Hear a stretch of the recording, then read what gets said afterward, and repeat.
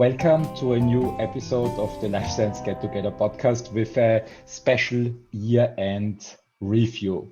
This was 2020, a year in review is the title. And 2020 was, in my opinion, a very special year. I would say it was a hell of a ride. I remember well those friends a year ago when we were talking about plans and goals and targets for the new year who said, and also posted on social media, thank God that 2019 is over. It can only become better in the new year. And actually it did. I mean, everybody was motivated and started out really well into 2020. All the hopes were very high that this year, we're talking back in January, will be the best year ever. And suddenly, I think everybody is meanwhile aware of the situation in the world. Everything changed. And is it a change for the better? Is it a change for the worse? Or is it just another meaningless iteration of circumstances in the course of the eternal universe in the end? We will find out, I believe, in a couple of years. But today, I would like to chat with you and with Matthias and Astrid about how your perceptions of 2020 talk about your successes, your learnings, your failures, and what made 2020 special for you, except SARS CoV-2. Astrid, how was your year? Yeah, my year was actually pretty good. So from a professional point of view, I mean, for so people who don't know me, I'm head of research and a partner at Falcon Digital Investment. So we're currently rebranding from Untitled Ventures. So it's the same beast basically, but just a different name. We have actually seen that through also COVID and this increased digitalization, that has been also an enormous uptake in blockchain related projects, which is the area that we're investing in. And so we have actually been very pleased also with our own fund's performance and have started to realize some of our assets, which is really great. And also in the blockchain sphere in general, it was actually a very good year, so to say, because we could see that, you know, there's increased institutional adoption and also the whole ecosystem is more professionalizing. You get more service providers that really help users get onto sort of blockchain technology related applications. We have also seen the rise of DeFi during summer, which has unfortunately overloaded the Ethereum infrastructure, but help is already on the way. We have also seen the launch of Polkadot, which is an amazing project that tackles scalability and interoperability in the blockchain ecosystem. And so we're very fond believers in the whole Polkadot ecosystem, how it actually will bring together sort of this multi-chain universe and how these different applications and will be able to actually talk and transact with each other. We have also seen that actually politics is starting to take this topic very serious. So we can see first draft regulations around also stable coins, also in the US around general blockchain projects, and also a push into a more friendly sort of way in some jurisdictions, not the US specifically, but in Europe, for example. So it's been actually a very good year on that front. Obviously, you know, it's because you mentioned also a favorite topic, COVID, just a brief mention. It has obviously also been a challenge on a personal level. So anyone who experienced a lockdown with kids knows that it's not very easy to juggle actually between, okay, childcare and work, and then the overall household that comes on top of it. So that's been a challenge on that part, but I think we've managed quite well so far. And so overall, I'm looking forward to you know, the end of this year and see what great things will actually wait for us next year then. That's great, Astrid. Thank you very much for your introduction words. Matthias, as far as I remember, you're living currently on Cyprus. You have Yes. yeah, ocean and sun. And how is life on Cyprus? It's good. There is some sort of lockdown here, Mhm. but also for the people who don't know me, a quick introduction from my end. So I'm Matthias Tarasiewicz. I also work with Astrid with Falcon Digital Investment, but more from the tech diligence perspective. So I'm looking at also on coordinating a lot of the technological diligence there. I'm also running the Riot Institute. So I'm the director of the Riot Institute in Austria. And I'm also working with my colleague, Ralph Pichler, with the company Drop All Tables, where we're doing a lot of technological coordination projects around the blockchain space. And yeah, as I'm also the one of the board members of the Open Source Hardware Association in the US, this year was particularly interesting for me, but it hit me a little bit in, in March when we have been organizing the Open Source Hardware Conference, which is an annual gathering of open source enthusiasts and hardware enthusiasts in order to investigate how we can actually bring this open source paradigm to hardware. And we were a little bit challenged there because being like physically and tangibly in New York was a little bit challenging because actually NYU somehow closed down all the facilities. So we had to really move the complete event to a digital event, online event, which was, yeah, not the most challenging part, but essentially like being stuck in New York was a little bit challenging for me personally. So I eventually could actually return then to Vienna, to Austria, to actually also see my family and everyone. And then actually the lockdown came to be. So after all, and looking back at these different lockdowns I have been in, they all somehow feel a little bit unreal, to say the least. And also this year feels like it's like 5 years combined into one. So it's an absolute compression. It feels so absolutely dense. It's insane. Yeah. But also like looking from a professional perspective, I have to say a lot of positive things also happened this year, which a lot of people often overlook. You know, and of course the pandemic is insane and it will have a lot of things we will see in the future that will actually so this is actually has changed our whole life and our whole interaction with each other. And I guess it's also not that easy to stay at home for that long for people who are not used to this kind of thing.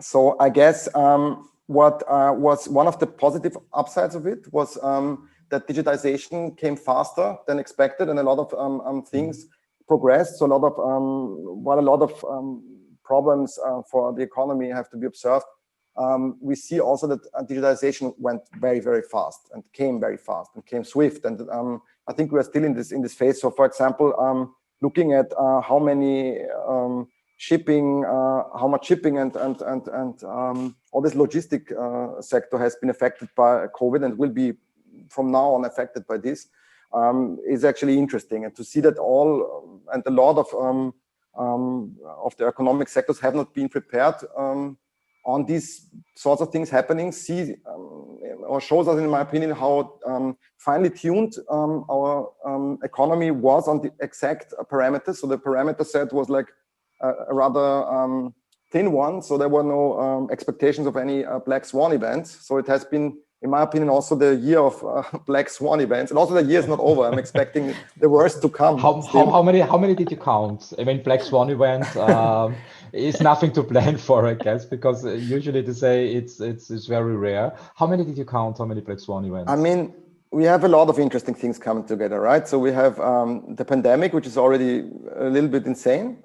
Then we had the all-time high of Bitcoin, which is still continuing, which is will be interesting. So I'm wondering. What's your estimation? How high will it fly? I mean, I read a lot of analysis about the future price of Bitcoin. Some make a very rough comparison to the last bull run. I think it was in 2017, where it Yes. went up 20 times. And if I project it right now at the price of $23,000, it would mean it goes up to 500,000 in a year. But what's your opinion about that? So my opinion is, and I really don't like price discussions, but I see always like from a professional perspective. It's an opinion. It's no advice. Yeah. So Anybody would like to buy Bitcoin, please talk with a financial advisor first. So, yeah. So personally, I always see the price movements or too much price movements of Bitcoin as a bad thing. Essentially, if you look at all these kind of different hypes and bubbles we had already, you can observe that always when there's too much price rally going on, the quality of the projects drops like crazy. And usually with our institute, that also means I get a lot of emails, and we have a lot of emails to work with, where people get scammed into some, like sending to some fake Vitalik Buterin in some ether or something like that. This really happens. So essentially, this means a lot more work for us, and in order to inform more people about not your keys, not your coins, and all these kind of things. It's actually, from a project perspective, always bad for the blockchain sphere when Bitcoin has a price rally. So essentially, this is also easy to explain why this is the case. So for example, when the price stays stable, that also means that there's like a lot of, in a way, kind of trust into the system, and then a lot of people like start looking also on the left and right hand side in order to invest into potential altcoins or like different projects that are more interesting than Bitcoin. So personally, I'm not anti-Bitcoin, but I see it a little bit as the kind of vintage kind of technology that is like around for 10 years and didn't solve a lot of things. So what it's solved, like pretty good. Yeah, but that's, I think that's also really my opinion on that as well. I mean, I think that the issue really is, I mean, I always warn, I mean, again, this is not investment advice, but I always warn people, you know, if the odd grandma out there, you know, is starting to talk about, oh, these Bitcoins, you know, and maybe we should invest in that, that's already a warning sign for the market in general. So it's definitely not the time to put your money into something that you don't fully understand. And especially the cryptosphere, I mean, I've recently really digged through the top 500 coins, so to say, on CoinGecko. I need to say 90% of that you can easily throw out. There's not much value in those. And then there's maybe 10% where you say, okay, there's a really legitimate good project behind it with good also fundamental analysis that you can actually go about. And with Bitcoin, it is, to me, really sort of a kind of story of age and media coverage. That it is sort of one of the oldest coins that is out there. It's been in the media all the time. I think if other coins got that attention that Bitcoin had, they would skyrocket even more, personal opinion. And because also from a technological standpoint, I mean, Bitcoin is very limited in what it can do in terms of other things that are out there. Even if you look to Ethereum or what I mentioned just before, what Polkadot promises to be. So I also think personally that this term of Bitcoin being digital gold is actually a very misleading one. But I'd rather have gold still, I need to say. I mean, the visible part of cryptocurrencies and blockchain technology is actually, as you say, Bitcoin. Currently, it's let's say hammered in the news by some billionaires who recommend, and millionaires who recommend buy Bitcoin, buy Bitcoin, buy Bitcoin. But Bitcoin is not blockchain. So I think there is much more in the technology than what we see. And I have to say, I have not really understood what the blockchain technology is about and what it can do for life science. Can you explain maybe with one or two examples from 2020 what the technology is? Well, in general, it is sort of, if you think about it, so let's maybe just briefly state, you know, what also the evolution maybe of blockchain was in the last few years to make it a little bit more understandable. So basically, when 2009 Bitcoin came into existence, you could see that on a sort of public ledger, you had transactions built together into blocks, and these were sort of chained together, so a chain of blockchains. And then you had sort of in 2014, you had sort of the advent of Ethereum, which brought smart contracts onto these blocks of chains. So again, what does a smart contract mean? It's actually just a different term for a sort of dump program, to be honest. So it's something that can sort of compute on these blocks. Then from last year, we saw first movements around this one project called Cosmos, for example. And also this year, what I mentioned already, Polkadot, projects that are trying to tackle the issue that you have these sort of isolated chains out there, and one of them is working for each other, and maybe you have sort of an ecosystem building on top of it, but it's not really able to transact otherwise with other ecosystems easily. You know, there are bridge technologies out there, but they're not being used as much as they could probably. And these really try to build sort of the internet of blockchains, so that really blockchains can actually communicate with each other, can sort of exchange tokens, but more importantly, actually exchange data with each other. Mm-hmm. And where can we see, you know, usage of it in healthcare? So, for example, supply chain is definitely something where you can say, like, okay, where does my ingredients come from? Are they legit? Are they controlled? You can also put together sort of things in terms of what you have around,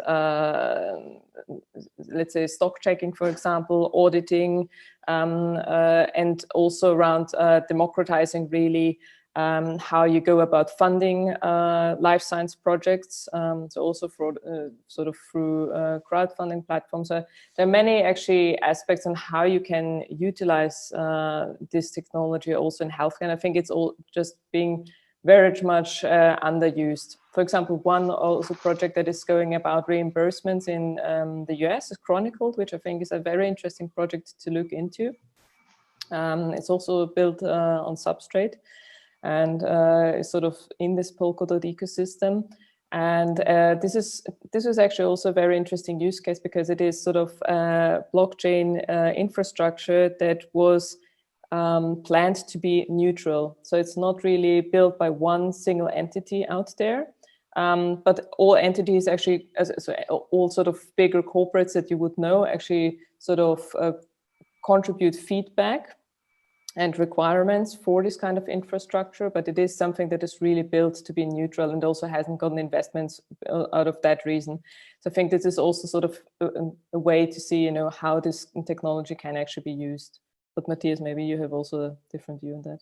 Definitely. So I think while blockchain had its momentum already some years ago, I think like we see a lot of like interesting things that came to the surface, especially in the during the pandemic. So as Astrid, you explained, I think a little bit closely, was that we have a very different amount of blockchain these days. So there's not only Bitcoin as the first blockchain or the chain, which was called the blockchain in the beginning, but we have like a multitude of different chains in the meanwhile. So the most used these days being Ethereum. And while Ethereum is actually, or was the first kind of decentralized world computer or decentralized computer that would actually be able to trigger specific computational events such as smart contracts, Ethereum is challenged already. So there's a lot of different chains out there. And I think what in blockchain was relevant, especially in 2020, was that there's some kind of next level chains that appeared on the horizon, which, for example, as you mentioned, Astrid, is Polkadot, but also we saw other similar chains with different aspects in this regard. So with like different approaches to the same problem. So we saw Avalanche, and we saw also different other blockchains tackle this kind of interoperability and the situation that this kind of connectedness between systems and even trying to be compatible to the Ethereum layer. So while this doesn't sound like a big thing, it is though, because even in the medical industry and in the healthcare industry as such, we see a lot of startups that are working with blockchain and trying to use specific elements that the blockchain somehow gives them or brings them in order to be able to create an added value for their products or for their supply chain, as you just mentioned, Astrid. And there's like a lot of other elements as well. So, for example, supply chain being just one, but we have other examples where you might want to kind of make sure that you have this kind of consortia that can actually, for example, make sure that a certain information, so-called oracle, that is automatically in a way, in a cryptographic way, also accessible, is governed. So these are, for example, it's maybe a little bit of a kind of detailed topic for going from introduction to blockchain to oracles. But think of it like everything that is not on the chain is not, you cannot really automate or like write a smart contract with, because there is a lot of things that are happening in the real life. And for that, you need so-called oracles. And these oracles need governance, because otherwise somebody could feed like bad information or like untruth or untrue information into this oracle, and then could potentially game the market or like make a profit. So this is why oracles are important. And I guess like a lot of information relating to the health industry would be also relevant as an oracle. So take, for example, COVID-19 infections, or some things that you really cannot find out from a chain-only perspective, and that need actually proper kind of entering into the chain. So I guess this is also pointing to the data, Astrid, you have been referring to, or that this kind of democratization of data. I think this is one of the most important things that happened in this troublesome times. So we saw that a lot of the scientific, or the majority of the scientific community was actually questioning what happens with research because the kind of publishing times were too slow. So in order for us to develop vaccines very fast, and in order for us to deal with this kind of instant real-time research data and so on, we need like completely different, we need to question the existing publishing system, and need to question the existing availability of research data. And I think this has happened to a large extent in this year, which personally is fantastic. So I wrote down a few interesting things that I have noted in this regard. So we saw, for example, that there has been some also early attempt from the European Union to release and to make available European standards for medical supplies, and to make them freely available in order for different open source scientists to be able to work with this information in order to produce specific gear and equipment. Of course, this also has raised a lot of concerns, because they cannot undergo all this kind of rigid testing and certification procedures.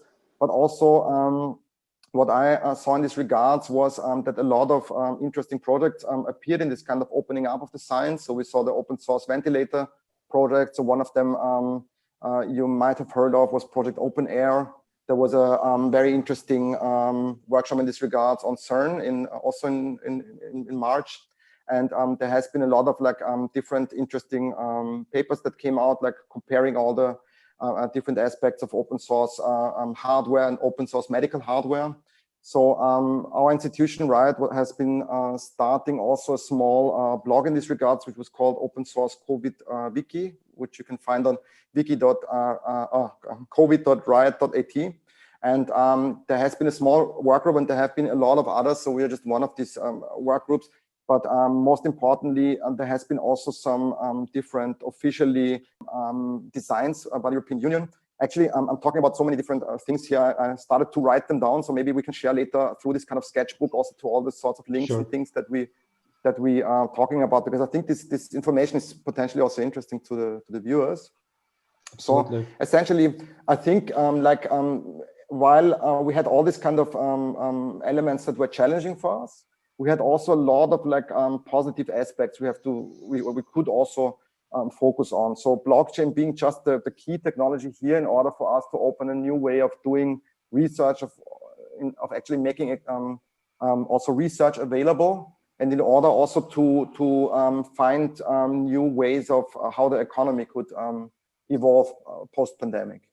This would be an interesting question, especially when we are coming to diagnostics. And talking about diagnostics, in Austria, we have a company that I think also, meanwhile, everybody in Austria might know. It's Symptoma. His CEO is Chairman Atekri, who is joining us right now.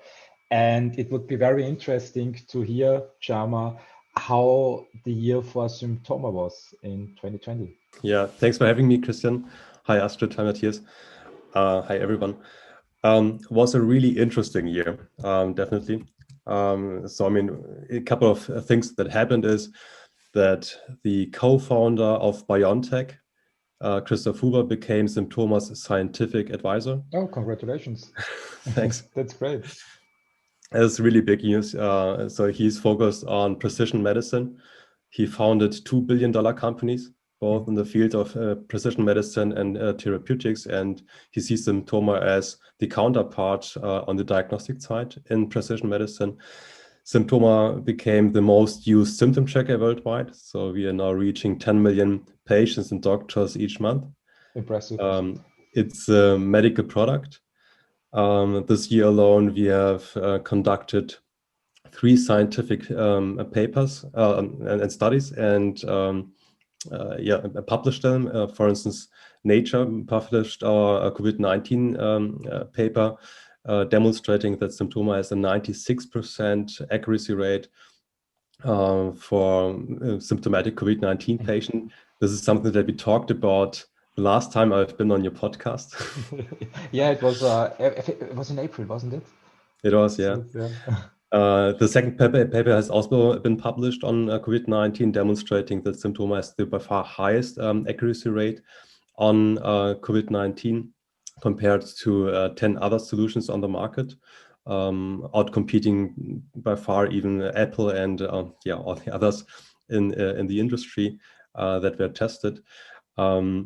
A third paper was really interesting, also already published on a preprint. In 23 countries, we can predict the COVID-19 trends 5 days in advance. So this is all on the COVID-19 side. We have heavily increased our team size over the course of this year, although it was quite challenging. In Vienna, within 12 months, we've relocated a third time. Now we are in one year. In 1 year. Oh. Yeah. So now we have a whole floor in a skyscraper where where Austria's public social security social health insurer is actually. Where is it? So they are also our landlord and already also our research partner. So we are moving to the center of healthcare in Austria. Is it where is it? Is it in the inner city in the first district or close to Yeah, it? Second, in Kundmangasse 21. Nice area. Yeah, it's really wonderful. I've been there. So those are just some of the small achievements. I think the biggest have been especially the team and how they were capable, even in home office, to not only have the innovations on the market, reaching a lot of users, but also scientifically proving that how accurate it is, and then also of course comparing also to what else is happening in the market. Last time, Astrid, you talked about COVID-19 cowboys. And we have actually proved that in our second paper. So thanks you for the inspiration, by the way, to see really that it is not that easy to have a solution like that, even for COVID-19.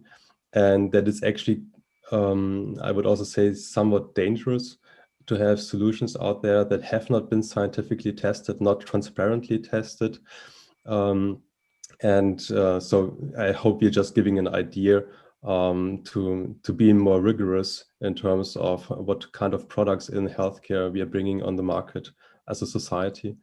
We are also supporting, we have been contracted by the European Commission, by the Austrian government, by the city of Vienna, by health insurers, hospitals and companies in order to help not only fighting the COVID-19 crisis, but also thinking beyond what is going to be needed. A fourth paper is on the way, where we are demonstrating the COVID-19 accuracy also in combination with PCR tests. So saying, well, at Symptoma, you had a really high score, and how predictive is this high score for an actual COVID-19 diagnosis?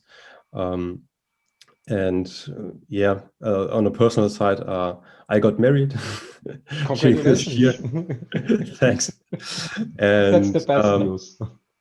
yeah, and then also to my big surprise, I've been nominated as Austrian in the year, and to my biggest surprise, I actually won for my research at Symptoma.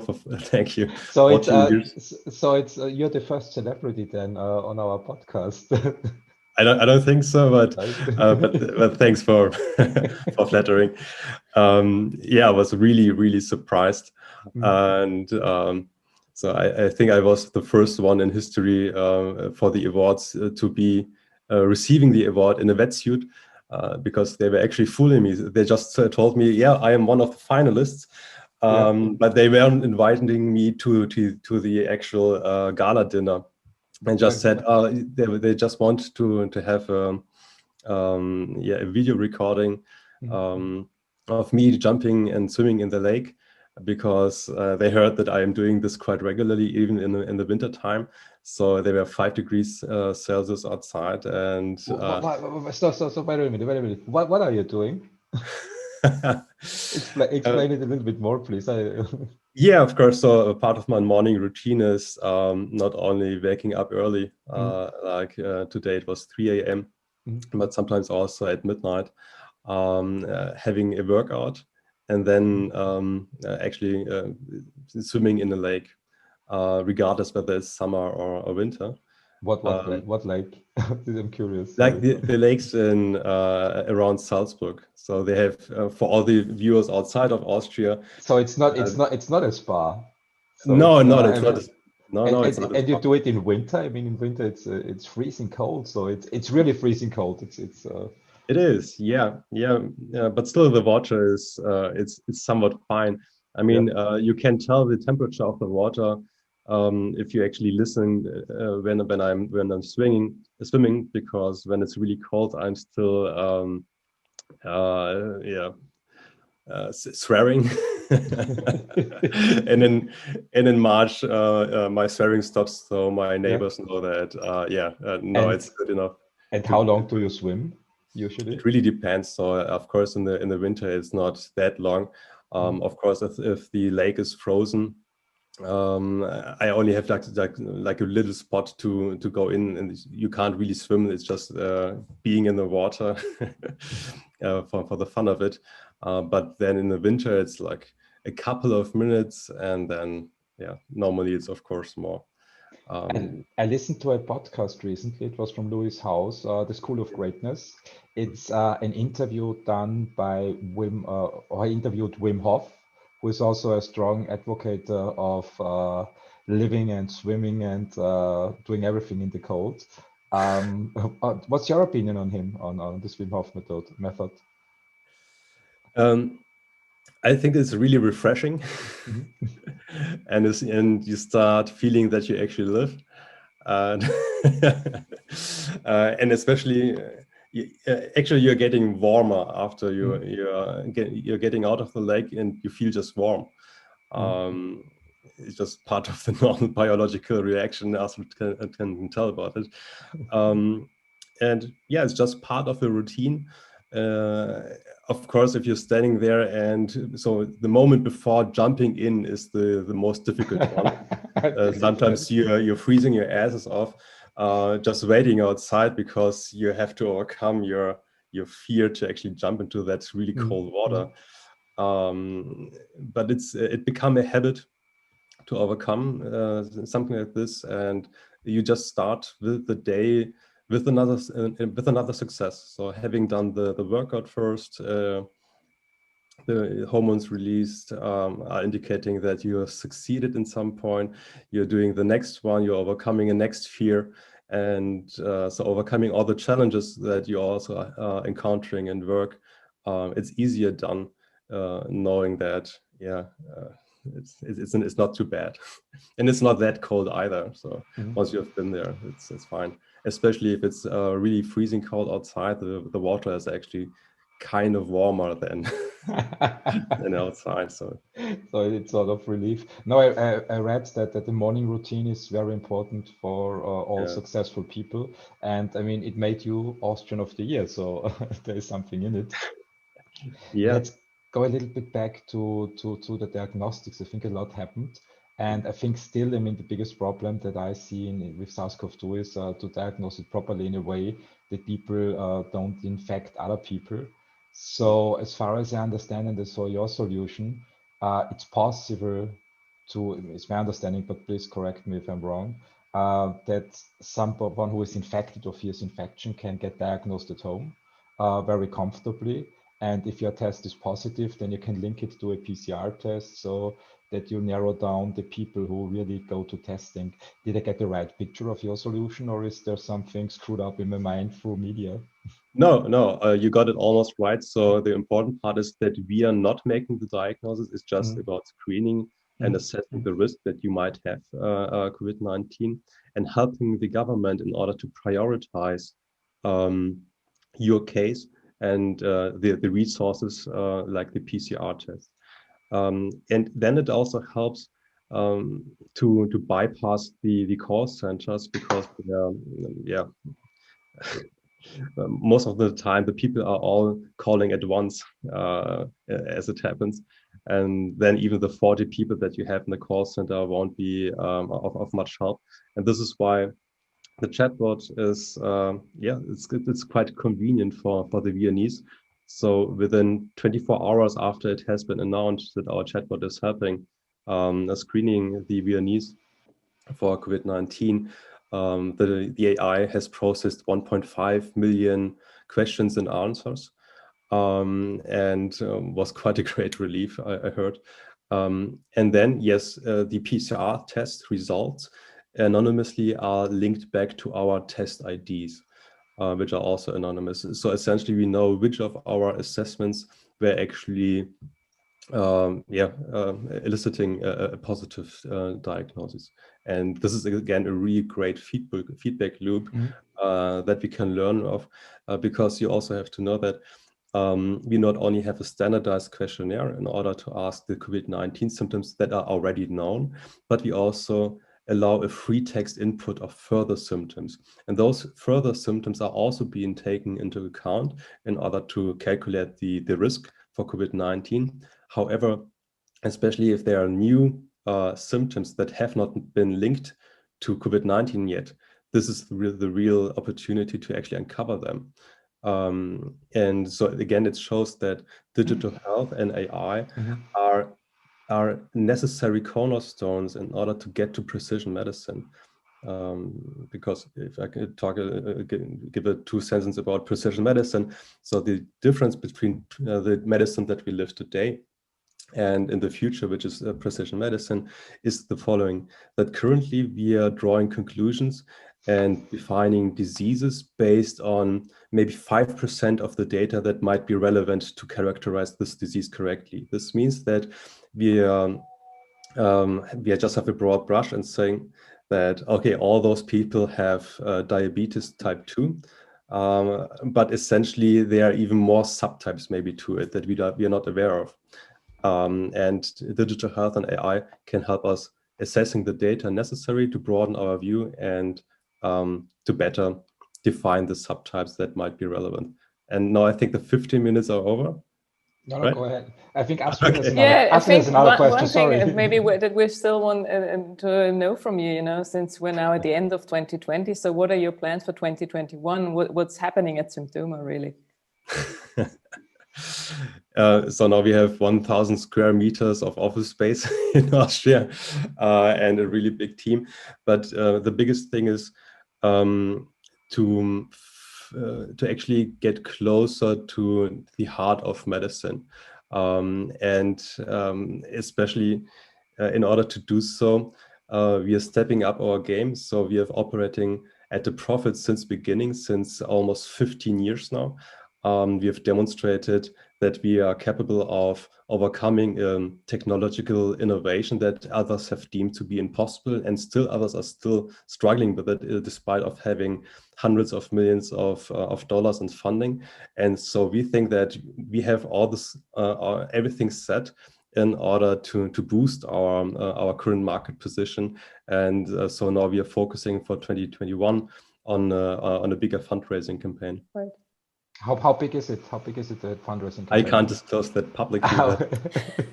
But you are looking for investors, basically. So anybody who is interested to contribute or to participate and support society in solving the SARS CoV-2 problems on a diagnostic side can do so by approaching you and asking to come on board.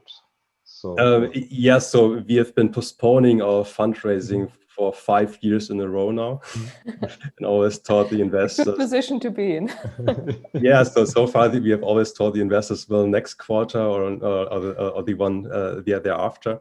But now the time is right, and so all investors who have already contacted us, we are going to reach out to them, and also if others are interested, we are happy to align in order to form the future of medicine as we envision it as precision medicine.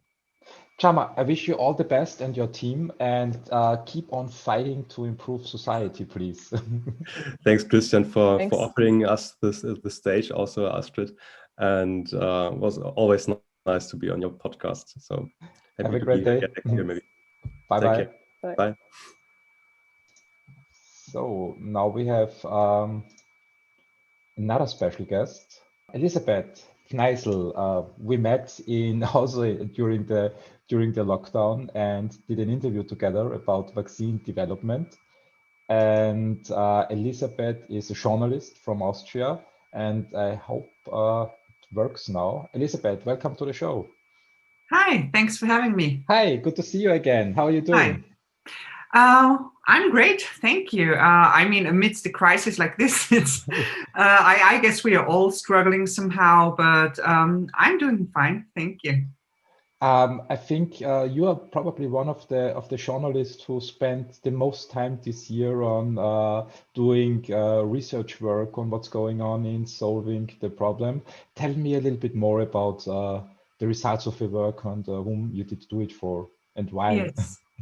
Okay, so I'm specialized in TV journalism, but also in organizing newsrooms. And when the crisis broke out, I was working for Addendum, which was an investigative media platform funded by Dietrich Mateschitz, the founder of Red Bull. And we were mainly focusing instantly on the crisis. And my job was to build and coordinate an internal task force that was reporting all the time.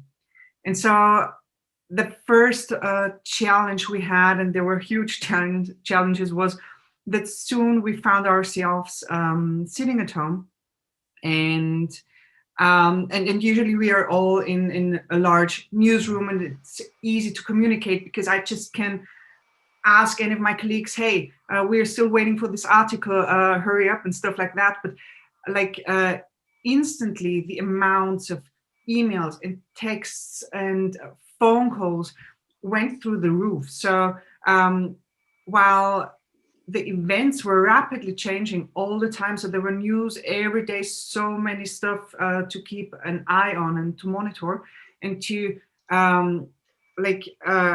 keep an overview, distribute all that stuff to my colleagues and make sure that everything we publish is fact-checked, data-based, and something to rely on was like extremely tough during that crisis. Yeah. How did you actually go about, this changing environment, that every day you got actually new information out of COVID and sometimes was quite contradictory? How did you actually manage that? Or did you have also a panel of experts behind you? Yes, of course. We are constantly working with experts in the field who help us, who support us with a lot of information and data. We had an internal team of data journalists who are really specialized in filtering huge data sets and distilling the information from it. So that was something that helped a lot. But in the end, it's all about being transparent. And sometimes, and this is something that I guess you guys know as well, it's not easy to say, this is the truth. So if you find out that stuff is contradictory, then you have to say it. And you have to point it out. So this is one challenge we were facing, but another challenge we are facing at the moment is a huge distrust in traditional media outlets. And a typical example for that is the topic of vaccinations. And this is something I guess you guys know as well, because like every time during the past couple of years we did something on vaccinations, no matter what the specific content of that story was, we were flooded instantly with reader reactions telling us that we were funded by the pharma industry, that this is all part of a huge conspiracy, etc. And there is so much emotion in this whole discussion, and the emotion, the fear of people prevents them from being open to information. And this is a huge challenge we are facing in journalism, in media specifically, how to treat this, especially now in a time of crisis, in a time of where a lot of people are afraid what's going on and not understanding how to deal with this constant change. When we met, it was I think it was in April this year. We did an interview together with Erich Tauber from Themis Bioscience. Yes. Meanwhile, it's acquired by MSD. And he's also one of the teams who is developing a vaccine against SARS-CoV-2. And you brought up the idea once you called me and said, I would like to make an overview of what's going on in the vaccine development in an easy to understand, digestible way so that everybody understands it. And I sat there, no way. Say good luck, good luck, and good luck with that. You actually achieved it. Tell me a little bit more about what's behind it in your work in data analysis and especially visualizing there, because the solution you found, it was really great. Yeah. So as I just said, the main problem we are facing is that people are sometimes they are confronted with an amount of information at the moment. We are all confronted that was never available like this to mankind ever before. And to filter and to process all that information is extremely hard.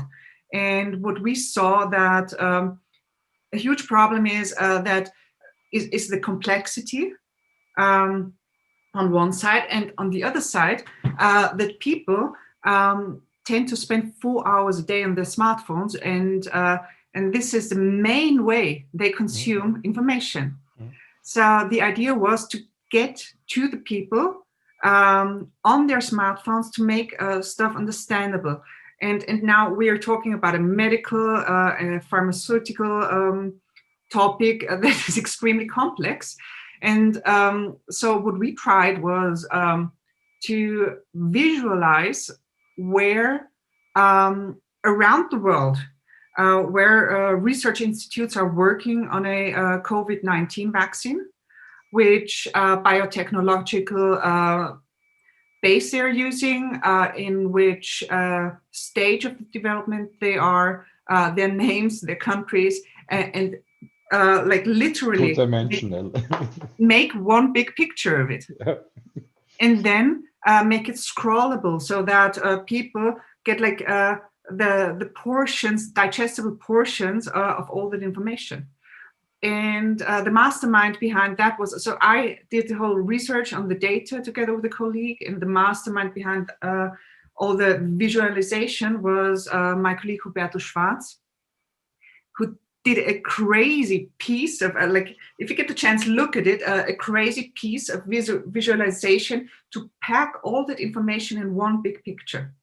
And it's kind of fascinating how you can, like, the reactions were so fascinating from people looking at that and then suddenly realizing the amount of work and money and people and companies putting so much time and energy into finding this vaccine. And the reactions were amazing. So also what we also did was make visual storytelling content pieces about how vaccines are developed. So from the lab to the vaccine that gets injected, for instance, then on logistics of developing vaccines and why it takes so long.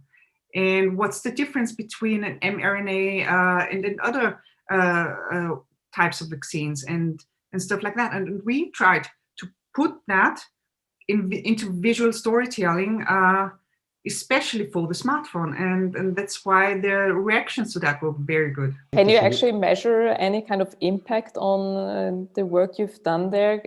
Is there any metric that you can actually measure for that? Yeah, of course. So our metrics are hit rates, and our metrics is the time spent with our content, and we can measure that, and we get all the data. And what we saw is that if you make information visual and ideally also interactive, so that people can decide on, okay, I want to know more about this specific category, but less about that. And I get to decide the pace and the type of storytelling. And I also get to interact with the content that makes people spend so much more time with it. And this is something I've been experimenting a lot now lately with my colleague Huberto Schwarz, which I also mentioned in the director working mainly in documentary films, how to make content visual and especially very complex content, big data, stuff like that, that is hard to get over to readers or listeners or viewers, but that is extremely important and contains so much, so many interesting stories to tell. And so this is something we are experimenting right now at the moment with the aim to offer that services to media outlets, because at the moment, also due to the crisis, funding is a huge topic and a lot of media outlets don't have the resources to do that type of work. But we also want to offer that to all sorts of companies who have complex data and, let's say, very complex, are working on complex topics that are not easy to explain to a to someone you just meet on the street. You're doing really a great job. When you confronted me with your idea of making a simple and easy to understand overview about the vaccine development, I said it's impossible. And 2 months later, I looked at it and said, well done. It's a real masterpiece.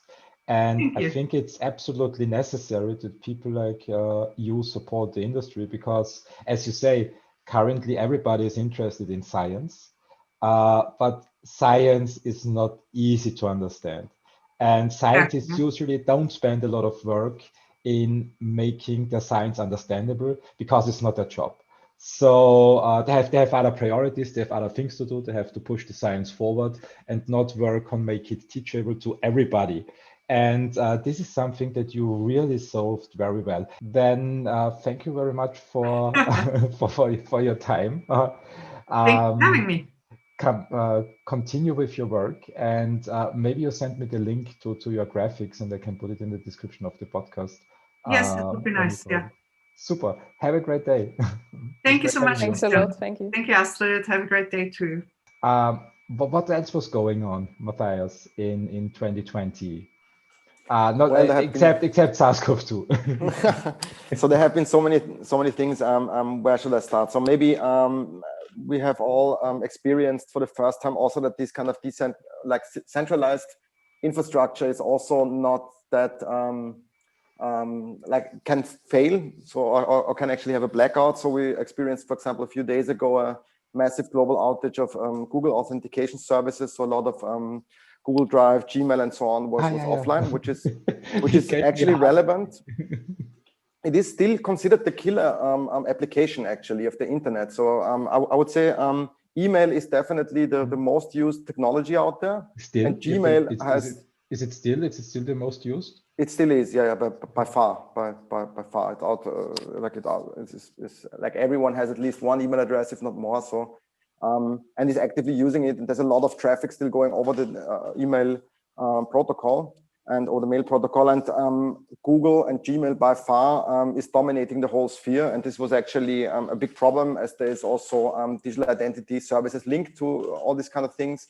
So there's federated services where people log in, and an outage of 1 hour is massive, which is what happened. And so people are starting to look at decentralized solutions for these types of services. So we see especially that in times when everything has to actually be quick and has to work very fast, that even these centralized services are failing us. So even if they are, so to say, too big to fail, we see all that kind of black swan events again coming up. So I guess this is something where also blockchain can help in the future, especially looking into infrastructure and how hard it is to upkeep or to keep infrastructure up. So we see also that we have some interesting financial developments and economic developments to observe in the next decade, especially since there will be a lot of like taxes, not how to put this in words. So there will be a lot of unexpected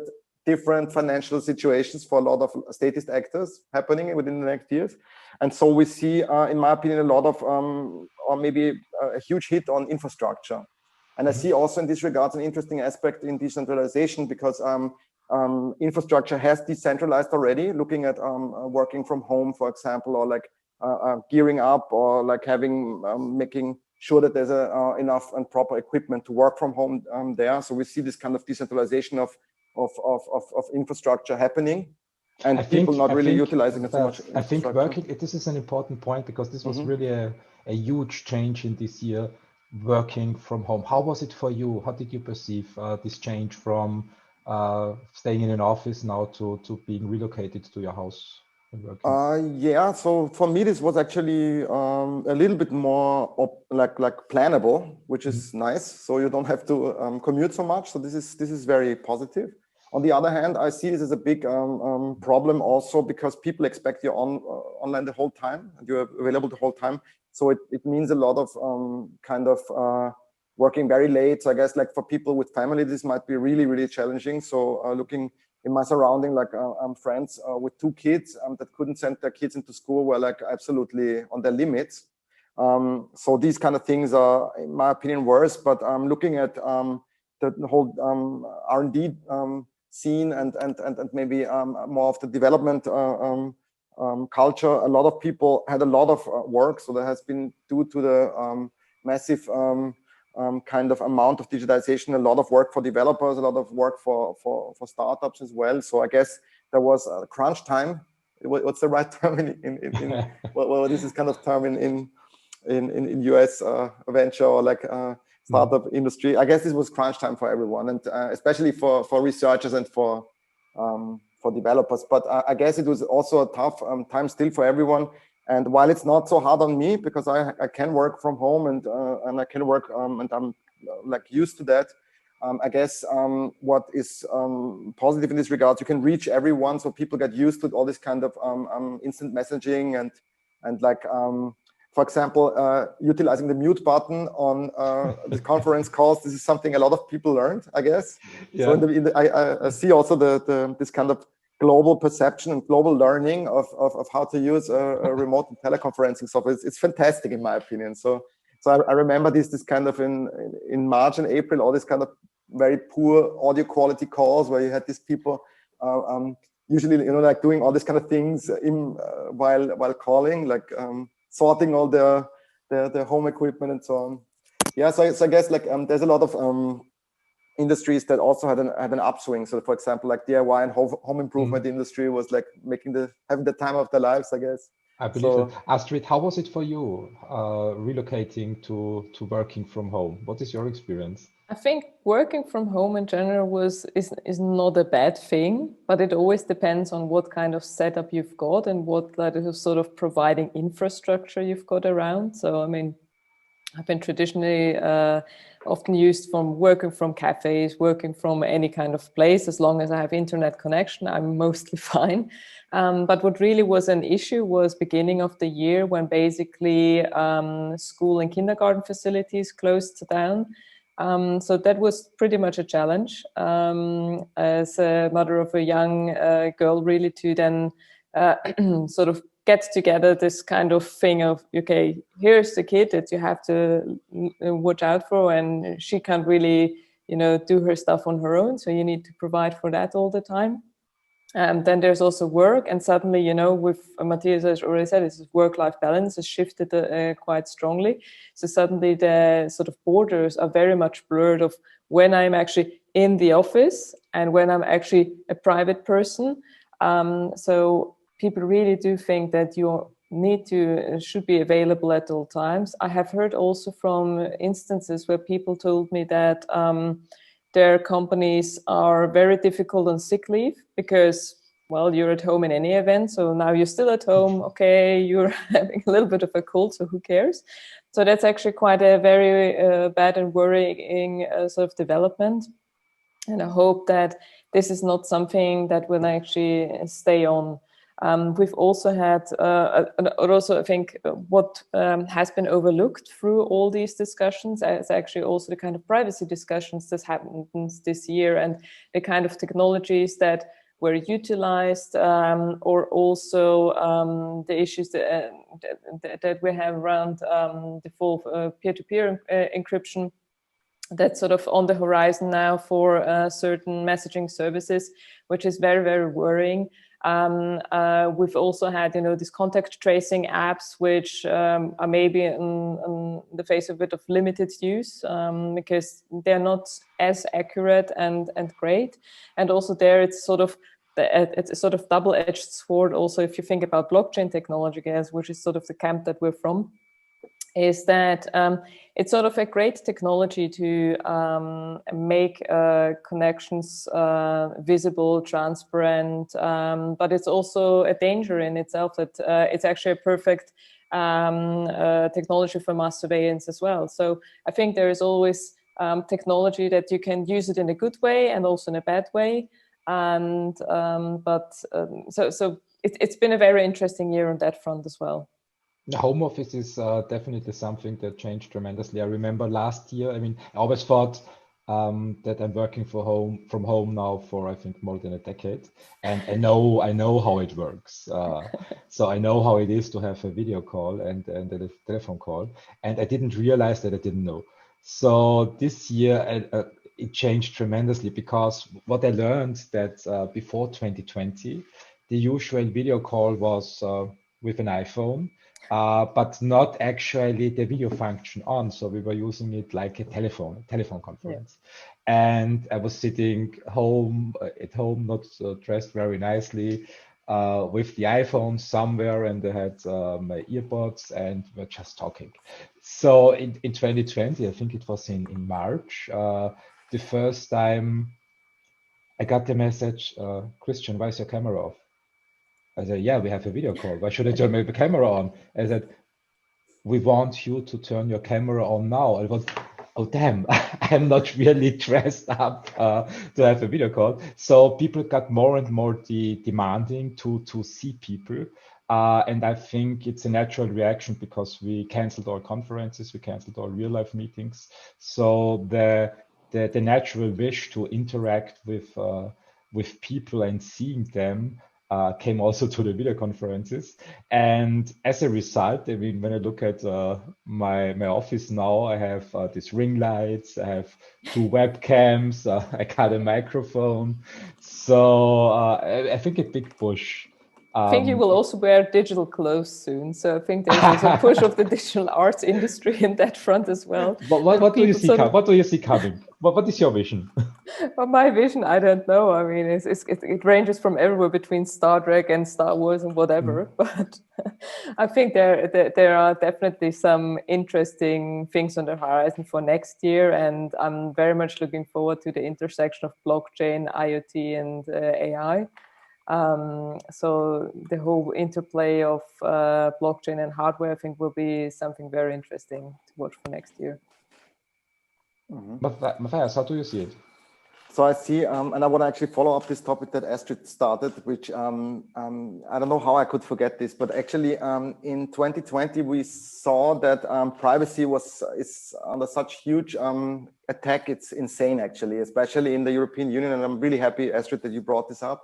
We see this kind of attempt to block end-to-end encryption. So while there's a huge debate already for years and years and years to actually before 2020, we see that this actually becomes a much more kind of actual and pressing topic. And what is actually sad to see is that a lot of things get actually passed through in Parliament all across Europe as a kind of a small kind of extra to huge COVID kind of relief plans and so on. So this is something that will actually be researched, or has to be researched within the next month or years still to come. But we saw, in my opinion, a huge kind of setback for privacy movement and for this kind of for all sorts of like different attempts to make like the individual privacy existing and like corporate transparency happening. This is also a term I'm quoting here, which is from the Chaos Computer Club, and it's already 30 years old, and is defining this constitutional idea from the Chaos Computer Club that the individual privacy should be kept high, and the kind of corporate transparency should be at least something we would actually agree to. But I see exactly the opposite happening. And while a little bit more privacy would actually help everyone, we see also a huge and absolutely insane rise in cybercrime and in attacks. And we saw this also in the past days. Of course, this was also everywhere in the news. This is a huge problem, and we cannot overlook this problem anymore. And I think the reactions, though, are the wrong ones to make everyone like a very transparent citizen, and to surveil everything cannot be the right answer. This is especially a problem when we look at health data, and that's data which is like very problematic if this would be like available to everyone. And I guess like this is where we have a lot of things as researchers, but also as Europeans to look into, and a lot to tackle. There's a lot of bad things that happen that I guess we have to essentially make sure that we revert some of them. I mean, this contact tracing was just the beginning, and a lot of bad things already happened. The discussion was huge in terms of contact tracing, but there's a lot of other things also at stake here, especially looking into the current interpretation of different experts in this field of data privacy. I guess we might see a lot of backdoors being inserted in end-to-end encrypted messaging software such as Signal or WhatsApp and so on. So this cannot be the right direction. And I think we see a lot of problems when it comes to the European rollout of all this kind of surveillance technologies. So I hope to see some change after the pandemic craziness, a little bit after the fog clears, so to say. But let's see how this evolves. Contact tracing, I think, is a good hook point for our next two speakers. Not so much the contact tracing, but we're coming back to the secrets of diagnostics when it comes to SARS CoV-2. This year, I think everybody got familiar with the term PCR test, but nobody understood it. So I thought it's a smart idea to ask two specialists from our network to explain a little bit what PCR tests is and what diagnostics can deliver and cannot, and what the future is. And welcome today, Irina, back to the show, and Albert. Hello, Christian. Hello, everybody. I'm here. Hi, good to see you. Can you hear me? Irina, Hi, Albert. Irina, Yeah. Irina, Hi, Irina, how was your 2020? I can't explain. I'm looking forward for the next year that it will be better. Mhm. And work-wise, how is it going? Yeah, there's still a lot to do. We are at the beginning of the respiratory disease season now. Mhm. So the next 2 months, yeah, will be very exhausting for everybody. Mhm. And what's your take on PCR testing? Is it still the gold standard, or do you see in Albert, do you see something different coming in Albert? diagnostics? Well, I think for the detection of the virus, PCRs will remain the gold standard. I don't think there will be anything else. But for quick testing, I think there are already some really good antigen tests on the market, and the market for antibody tests is just building up. There will be lots of company providing useful and hopefully also quick working antibody tests that finally should give an answer whether or not any person has been infected and has antibodies against the virus, or if the vaccination has worked and if there are antibodies against the virus based on the vaccination of whatever vaccine. I think this will be a very huge market in the next 2 to 3 years. Mhm. I'm afraid we will not abandon this virus much earlier than that. Don't forget the lamp. This is also PCR, isn't it?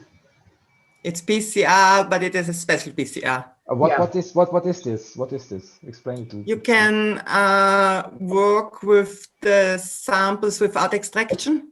Mhm. So that means you are much faster and the real time is faster. It's not a gold standard like the real time PCR, Mhm. but it is between the antigen test and the real time PCR tests in diagnostic. And how does it work? How can I? You need a cycler, a PCR instrument, because you need the 63 degrees or 65 degrees. And there are primers and then building a loop. It's isothermal, always on the same temperature. And that is a color change. So you can easily work in the field with the instrument. So in front of a hospital or whatever. And it's much faster, yeah. So for screening people. So for antigen tests are only for 6 hours maybe, or maybe, let's say a day, the diagnostic. And the window with lamp is maybe 2 days. But we still need the nose swab. So how can we get rid of this? You need this one. Yeah, but is it better through the mouth than through the nose? I don't know. I mean, I think the real problem when you look at diagnostics is just the mechanics of it currently being tested. I think testing is not the solution if it's just done once. I think it needs more tests and every 2 weeks or something, or every week. But doing this procedure every week is nothing that I'm very happy about. Do you see something different coming? Is there something different in research, different method that is more convenient for the person? Yeah, we call it the Gargling test. Gargling testing. Yes, that's it. Yeah, that's the easiest thing yet. But you can't do it with children, with small children. That's not possible. But I think we should point out the principal difference between the antigen antibody tests and the antibody test and the antigen test. The antigen test, as well as the PCR tests, whatever workout they are performing, detect the virus. And the antibody tests will give information if anybody has working antibodies against the virus and therefore is protected. So this will be the big difference, which is not really abroad in the market now. But if you have a positive antibody test, like any other diseases, you are protected and you don't have to be afraid of any infection by anybody. And the next step will be, and this will be a very interesting part of the research, if you have antibodies, you are protected yourself. But the big question is it possible to infect other persons when you're infected if you have antibodies. I think this will take at least 2 or 3 months until we have reliable data on this really important question. But this would mean, yes, I may be infected, but I cannot infect any other person, which is the main and the core part of reduction of spreading the virus. But I don't think with the vaccination that there is a need for antibody screening afterwards, or I haven't heard about it. It's not the test, it should be a positive test that the vaccination has worked. Yeah. But So on the other hand, it is not clear if you have a vaccine already that you are not a spreader. That's what I mentioned just before. Mm-hmm.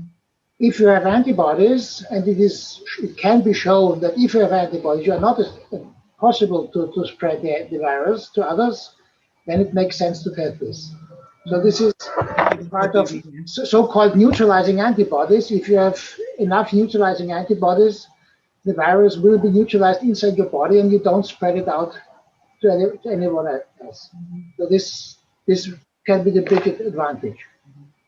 Have you seen any data from the vaccination studies that makes you assume that a person who already was infected or got the vaccine is not a spreader anymore? You mentioned the study that's ongoing, Albert. No. Are there studies out there? Did you see some? No, this is just, as far as I know, it's theory, and there are no real data because vaccination just started a few weeks ago, and it takes at least 5 to 8 weeks for the person to respond and to build up the immune system. So earliest January, February next year, we can start with these sort of experiments to find out if you infect these people again with the virus, if they can spread it or not. Where does this figure actually come from? Because it's quite an interesting point, because I know that, for example, from people that I know personally who have had COVID, that basically they were on a testing regime, and at some point they said, like, okay, 10 days after day X, you're actually no longer considered of being able to spread the disease to someone. So where does the 10 days come from? And does it even sound like a realistic measure then? Well, the first immune response by the human body is producing IgMs, and these are reducing the virus load within the body.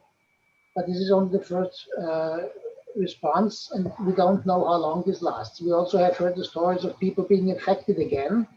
So this means that the second immune response, producing IgG, which takes, depending on the individual, between 3 or 6 weeks, and these IgGs last much longer. And these are the normal antibodies that last normally for years, months, we simply don't know. And these could be the neutralizing ones. The first reaction is IgM, and this reduces the acute virus load within the body for a few weeks, maybe. But very few, really reliable few data on the market, because it's very difficult to get a useful size of samples for such a study. I did a calculation with the numbers in UK. They have now 350,000 already vaccinated. Already? They're very happy about it. And then I calculated it, and then I come to 4 years they would need to give the vaccine to all the people in UK. So there's still a lot to do. Well, of course, it takes some time to get the vaccines out into the field. And it's fascinating for me that most of the producers of these vaccines have been producing for at least 6 or 8 weeks on stock, relying that the regulatory release will be done. Otherwise, they can throw it away. It is today. Yes. It's assumed to be today. Is sitting now together. I think For Europe, yes. Yeah. I think the whole industry got speed up. I heard from, I think it was Lonza, that they have built new factories that are fully automated to keep pace with the production speeds they need these days to get the vaccines out on the market. So it's really amazing to see that. But as far as I see the situation, I think also next year, probably social distancing, hygiene, staying home when sick will help to avoid spreading the virus. What do you think? So. Sure. I mean, but that's nothing new. It's true for every infectious disease, however it is called. If you're feeling sick and if you have a coughing or sneezing or whatever, please stay at home. But already our grandparents knew that. Yeah, this is smart. I mean, there is also a project in Vienna going on with these common cold boxes, which I mean, under that circumstances, which I don't understand. I just thought, what should I do if I really get sick? So the response was go to these common cold boxes, but it means I have to have a walk of at least half an hour through the city. And when I'm contagious, is it really a smart idea to go out to get tested and then go back home? I mean, it's a spreading event in my opinion. How do you see it? I'm not a doctor, but when you are sick, you should stay at home and call the 1450 number. And if you don't feel sick, yeah, you can go. Yeah, but yeah, if you go now for an antigen test, and the antigen test is negative, it doesn't mean that you are negative in 2 days. And this is dangerous for me because it's complicated for the people to understand it. Yeah, they think, okay, now they are negative and they will stay negative. Yeah, but yeah, 2 days later, it can be that you are sick or that you have the virus. You have to understand that. And the very interesting thing, or the interesting part of this virus, which for a long time I myself didn't really believe, is that you can't be contagious without having symptoms. So from my basic understanding, it was as long as you do not cough, you do not sneeze, I can't be a problem for other people. But obviously this is not the case. And the whole stories with the aerosols, which popped up about summer this year, was quite new for me. I'm not aware that really intensive researches were made in this part. I mean, this is, of course, this is very difficult to understand for everybody. Feeling good, feeling healthy, and being a problem for others. So this is this paradox. You're healthy, you might be dangerous for me. This is really difficult to understand. I think we need more studies. I mean, if the studies I read so far, I would say are inconclusive. So some say it's not a huge problem. I read one that says one of every 5 infections is asymptomatic. Others say differently. So it's I think more research is needed on that part. But what I see is a good sentence. that our industry is moving really quickly forward and coming up with great solutions. I mean, we had Symptoma in the morning, which helps people who have symptoms to understand what it might be. What I miss a little in Austria is the rise of telemedicine. So we have 1450, which is a great thing. But still, if I want to have a real diagnosis, I have to leave the house. And people with symptoms definitely are contagious. So I think this is still for sure and didn't change. So putting more telemedicine to work in Austria maybe would help. How do you see it, Matthias and Astrid? I think we saw a little bit of telemedicine already progressing amidst the crisis, but I guess there could be more done. I think though it's the problem is that from a digitalization perspective, we're not entirely there yet, and people are learning as we go. So I guess also there's like other things to directly conquer and address at the moment, so that this might take some time. Though we have seen that there is attempts to do so, and that this can also bring us actually also more relief and bring more relief to the system as such. Because I guess like this kind of fast identification of who is in need of of what is something that could also be seen as a kind of a immediately like blocking the whole system. So we saw this on so many occasions, and I guess there was a few examples where also the individual spots at individual doctors could be a hotspot. So I guess like we see also other things happening, such as people not going even to the doctors if they have like mild symptoms of other things. So this is also not good. So there's like a strong need for telemedicine. I agree with that totally.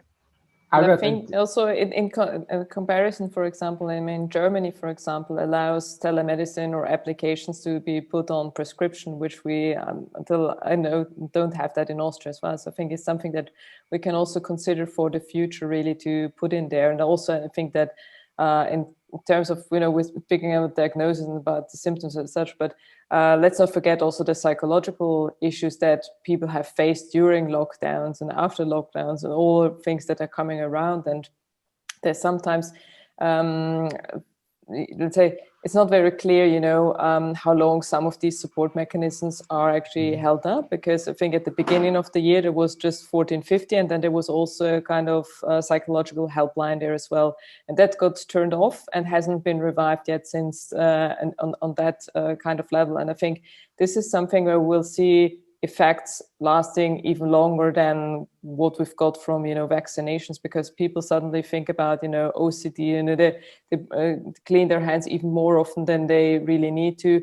Actually, they get it to a level where they harm themselves a lot, where you can see that, they already got all kinds of lesions, and where next effects will actually come on top of that, where other infections will then come and take over, which are equally, unwelcome. Albert and Irina, thank you very much for joining. I wish you a Merry Christmas and a good start into 2020. For all of you. And please keep on researching and pushing science forward. We need you. We'll do that. All the best to you all. Thanks. Bye-bye. Bye. See you next year. See you. So we have our next speaker coming now from the United States. I'm very happy to welcome Greg Mannix from Life Science Nation. Hello, Greg. Hello, Christian. How are you? I'm fine. How are you doing? I'm fine, thanks. It's all Christmassy already in your house. I see the Christmas tree. Christmas has arrived. That's a good thing. Greg, we had some interactions in the past. Life Science Nation invited me 2 times to speak on their panels, which was a great experience. The last time in real life was last year in Philadelphia. At the same time of the BioUS, you are running the Redefining Early Stage Investment Conference. We had plans to do a panel together this year in Paris in real life. And Sunday I got a call from you and said, Christian, we do it digital. How was it for Life Science Nation to move from one day to the other, from a real life setup to a 100% digital setup? I'll tell you, it was very, very stressful because there was so little notice. We really didn't know that we couldn't have an in-person conference until about 2 weeks before the Paris conference was planned. If you remember back in March, the conference was supposed to take place on March 23rd. How rapidly everything changed in the first few weeks of March, right? So in February, I was traveling around Europe and talking about the conference and meeting with technology hubs in different countries. And we were convinced that we were still having our conference on March 23rd in Paris. And then in the first week of March, we realized it was going to be impossible. So we had a little over 2 weeks to switch to a digital format. We weren't sure if it would be possible or if anyone would want to participate.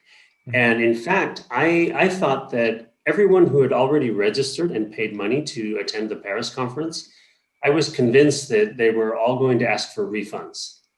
And this was a terrifying prospect. And it turns out that not only did they not request refunds, but we actually had a very big increase in interest in the conference, especially from remote places like Asia, where nobody was able to travel, from China and Korea, and these were the first hotspots of COVID.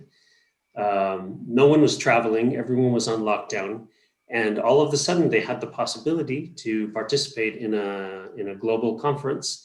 So we actually had a very good turnout, and we were all very pleasantly surprised by how well it worked and how interested people were in engaging and meeting together, despite the crisis, despite the lockdown. So it was really an eye-opening experience for us. You did a great job because everything went smoothly and went very well. Tell us a little bit more, the audience, about what the RESI conference is all about. So the RESI conference, as you mentioned, stands for Redefining Early Stage Investment. And it's about connecting early stage entrepreneurs in the life sciences with investors from around the world in a forum where it's very easy for them to meet, exchange views, and hopefully continue interacting after the conference. So some interesting numbers about the conference. When we were meeting in person at our conference we do every September in Boston, in 2018 there were about 1,000 meetings that took place. 1,000, wow. And that's great, 1,000 meetings mostly between entrepreneurs and investors. So it's a great opportunity. In 2019, there were almost 1,200 meetings. So it's continually growing, and that's great. But in 2020, when our conference has gone completely digital, we had 1,600 meetings take place. So this tells me that investors are still very engaged. They still have their own targets and objectives to reach, and they have to meet with potential investment opportunities despite this COVID crisis. So it's really working, and this is a really good forum to help companies meet with the right investors. And then the other aspect of the conference is panels like the ones that you've spoken on that have relevant information for companies that are fundraising. And some of the panels, most of the panels are made up of investors specialized in different areas, like maybe early stage therapeutics or medical devices, or it might be types of investors like angel investors, family offices, corporate VCs, because all of these different groups have specific needs and interests that it's important for fundraising companies to understand. So we try to include content that's relevant for the companies, as well as an opportunity, and that's the most important part of our conference, an opportunity to set up meetings with investors and meet for the first time. For your positive feedback there, do you plan to actually in the future keep this a digital format or go back to face-to-face? Because what I hear most often these days from people is really about Zoom fatigue, so that they've really had enough from digital conferences, digital meetings. So how do you see that going forward? That's a great question, Astrid, and it's something that we think about a lot. We don't think that we'll be able to have any in-person conferences in 2021. Maybe in the fall, if everybody gets vaccinated, it might be possible. We are planning for an in-person conference during JP Morgan in January 2022. But we think that there will be a place for digital conferences permanently. It's not going away. So we're thinking that our conferences will be hybrid, part in person and part digital. And I think we're planning to continue having digital events between the in-person conferences, because it really has been an efficient model. I think for the most part, despite the Zoom fatigue, which I completely agree with you, we're all sick of it. But I think everybody recognizes that, hey, this is really efficient. I can meet with a lot of people. I don't need to leave my home. Of course, I don't have the travel expenses. I mean, traveling to San Francisco during JP Morgan is crazy expensive, right? And other conferences around the world as well. So I think there will always be a place for digital conferences in the future. Although we all miss the in-person interaction. For sure. I think it's very well put. I mean, I have made my travel plans for conferences around my holiday plans. So traveling to the United States, to Asia, to not only work for work purposes, but also for a little bit of sightseeing, meeting people, meeting the locals, getting in touch with culture. A combination is very, very good, a very good idea. Let's dig a little bit deeper into what RESI is, because you mentioned investor. And when I talk to the Europeans, I always get the feedback, yeah, we have enough investment conferences, which is true. I mean, we have BioEurope has an investor branch, we have the BioEquity, we have the SAX Forum, we have the BioTrinity, and much, much, much more. But you focus on a very special area that I believe we in Europe have a problem with, because RESI is about the early stage investments. It's really the key for this problem to overcome the valley of death. And you have amassed thousands of investors from all over the world, family offices, individuals, venture funds, who are only interested in the early stages of drug development, medical devices, diagnostics, and digital health. Did I get it right? Yes, Christian, you actually did get it right.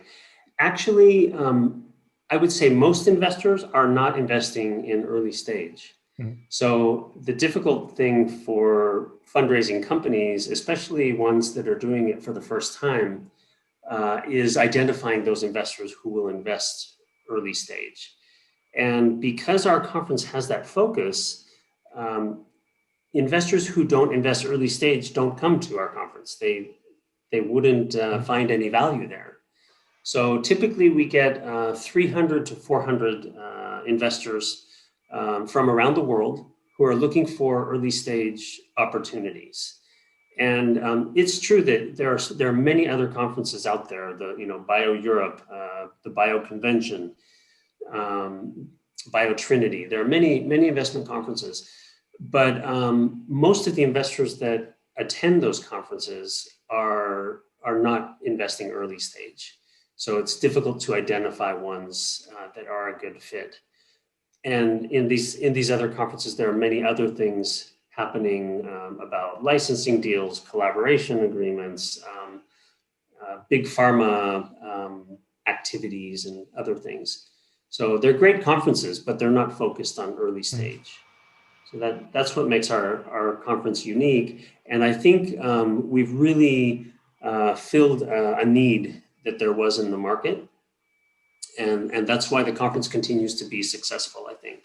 No, I completely agree. The gap is definitely out there. I mean, we have a lot of opportunities, a lot of entrepreneurs also in Europe, but a lack of investment capital. So matching the early stage companies with early stage investors is a great job, because they are really difficult to find. And since the pandemic started, I mean, the upside for the early stage companies is it's never been so easy to reach out to early stage investors via the Digital Resi conference. And when is the next opportunity for entrepreneurs to get in touch with your investment community? Yep. So we're planning 5 Resi conferences in 2021. The next one is during JP Morgan, January 11th through 13th. And this is typically our biggest conference with the most attendees. We'll see what happens in the digital era, because it's actually January in San Francisco was our last in-person conference. So we'll see what happens in the digital conference, but we have this coming up. And then We're planning on doing a European event, but it won't be in person, it will be digital, and that's in March. And then June, September, and November. So yeah, interesting times. We'll see what happens, but it seems that things are moving forward. One thing that's new that I'd like to mention is that Resi is now part of a partnering week. We're calling it the Health Tech Partnering Week. So Resi is now a 3-day digital conference, and we're offering 2 content-specific conferences about AI and about longevity and aging. Oh, great. Because we think those are very hot topics. Mm-hmm. No, I agree. It would be great if you could send me the links for registration so I can add it also to the podcast episode and give people the opportunity who are listening to the episodes to directly get the right information when they're interested. Greg, thank you very much for joining our New Year's, Christmas, Year in Review episodes. I wish you and the Life Science Nation team all the best. Merry Christmas and a great start in 2021. Thank you so much, Christian.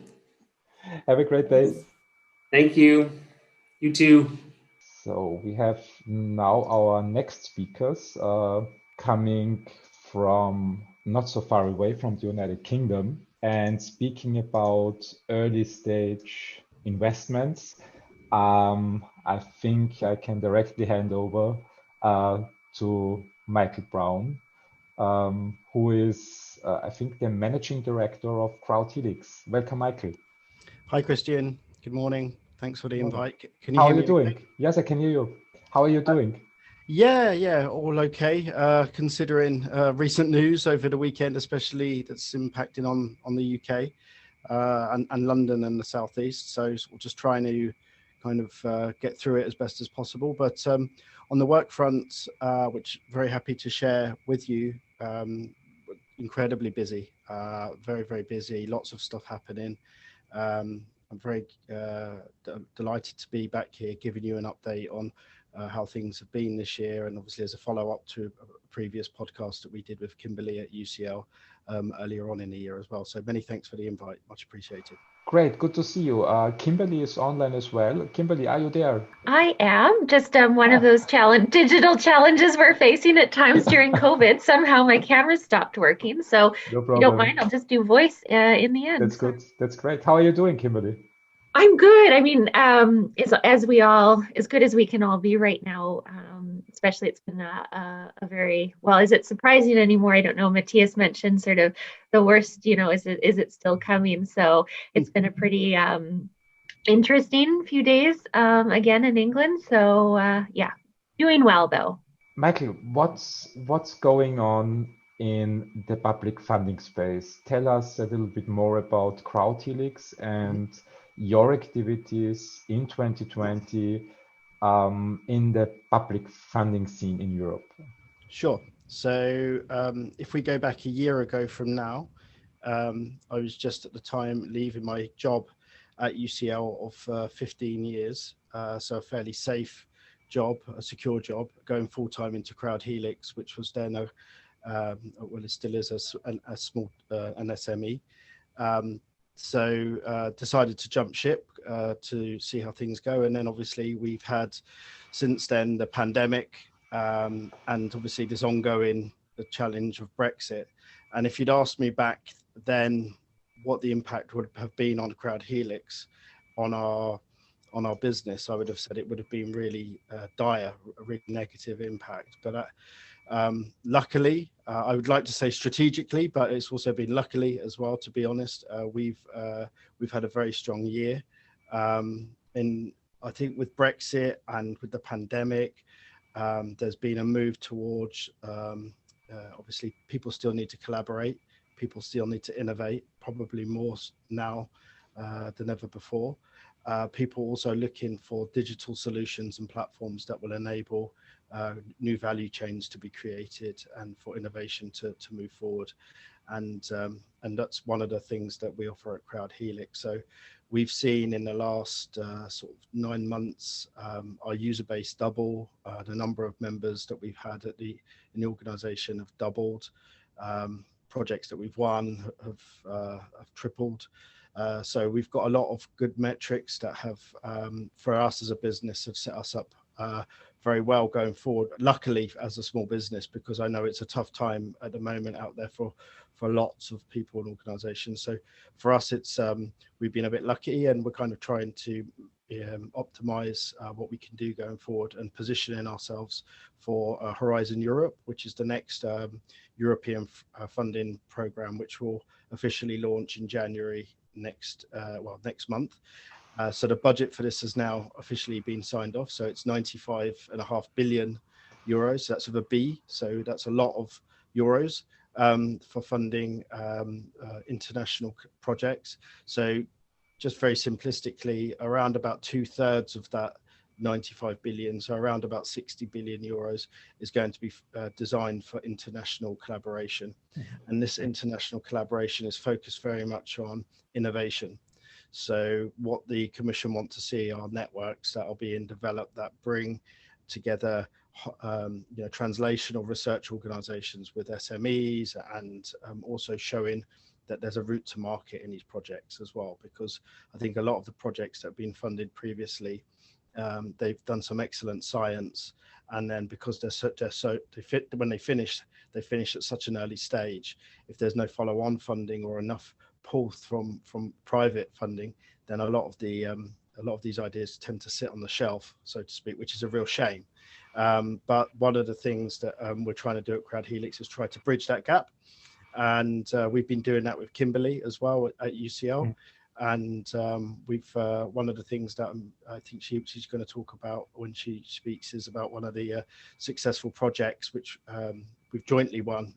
That's kind of a demonstration of that bridging the gap, which is called a project called Touchless.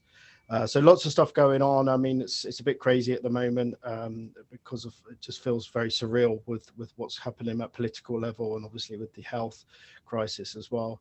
Obviously Brexit is an added flavor of ingredients that is unnecessary, but from a business perspective, we're luckily positioned quite well, and look forward to continuing our work going into 2021 and 2022 as well. Yeah, you mentioned a few times like Europe Horizon and also Brexit. I mean, has it actually sort of improved for UK universities or businesses to actually collaborate in these schemes? Because I remember when the start of Brexit happened, a lot of even top universities, so I was working at Oxford University at the time, were actually asked to drop down from any kind of sort of collaborative grants because they would see like, oh, there might be an impact that we will actually not get this funding because there's no clarity in the UK. Has that improved a little bit by now? Well, so Kimberly's probably better placed to talk about that than me, given her role. But I think just from what I can see across the UK research base, there was a lot of talk originally when Brexit started about, don't include a UK organisation, it's going to be at risk of killing your proposal, and UK organisations can no longer lead projects because of Brexit. And I think the reality has been that, that's, if you just look at the statistics, I mean, the UK's still performed very, very well. I mean, it's still been performed very highly in terms of projects that have been funded, particularly in projects under schemes which are called the European Research Council, which is about funding just excellent researchers. So the UK actually, in the most recent call, I think won around about 25% of funding for the ERC. Right. But of course, we're right at the. We've been talking about this transition for years now, and we still are in no. It's not any clearer where we're at, and I think the added big confusion with COVID makes Brexit almost like a sideshow. I was looking at the news this morning, and it was all just around COVID. There was hardly anything on Brexit, which is crazy if you think that Brexit is now like less than 10 days away.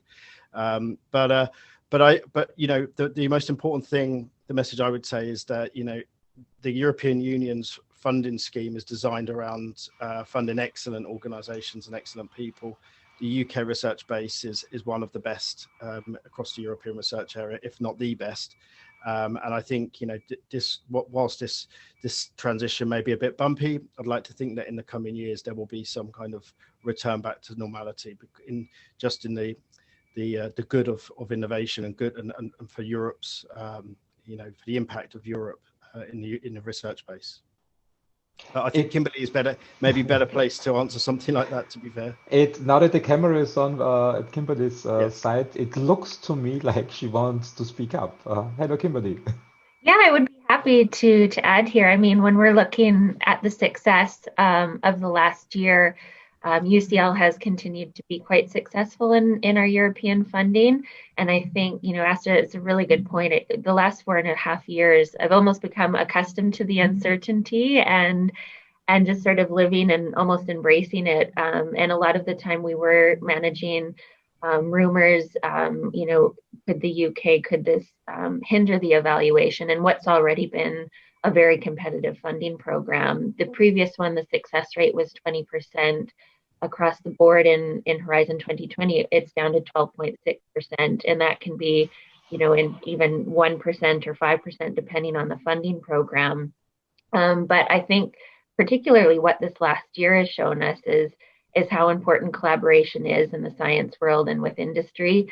And actually that despite the politics, working together is the way forward. It's still really important. And UCL is we're one of the top receivers of funding in Horizon 2020. And over the last 4 years, we've still maintained our position and still bringing in a lot of funding. There's other challenges, I think, in life and medical sciences with the uncertainties around regulations, clinical trials, of course, that have an impact. But it's still been relatively positive, and we still wait to see what's going to happen. I was recently appointed head of European Research and Innovation at UCL, so it's a very interesting time with both the pandemic. Congratulations. Thank you. Congratulations. Let's dig a little bit deeper before we come to the UCL. In a little bit crowd helix, who's on there? I think when I think about public funding, about the Horizon program, easily I find the service providers on the market, but the professional scientists and the universities are a little bit harder to access. What solution has crowd helix developed for scientists who want to start the Horizon funding program?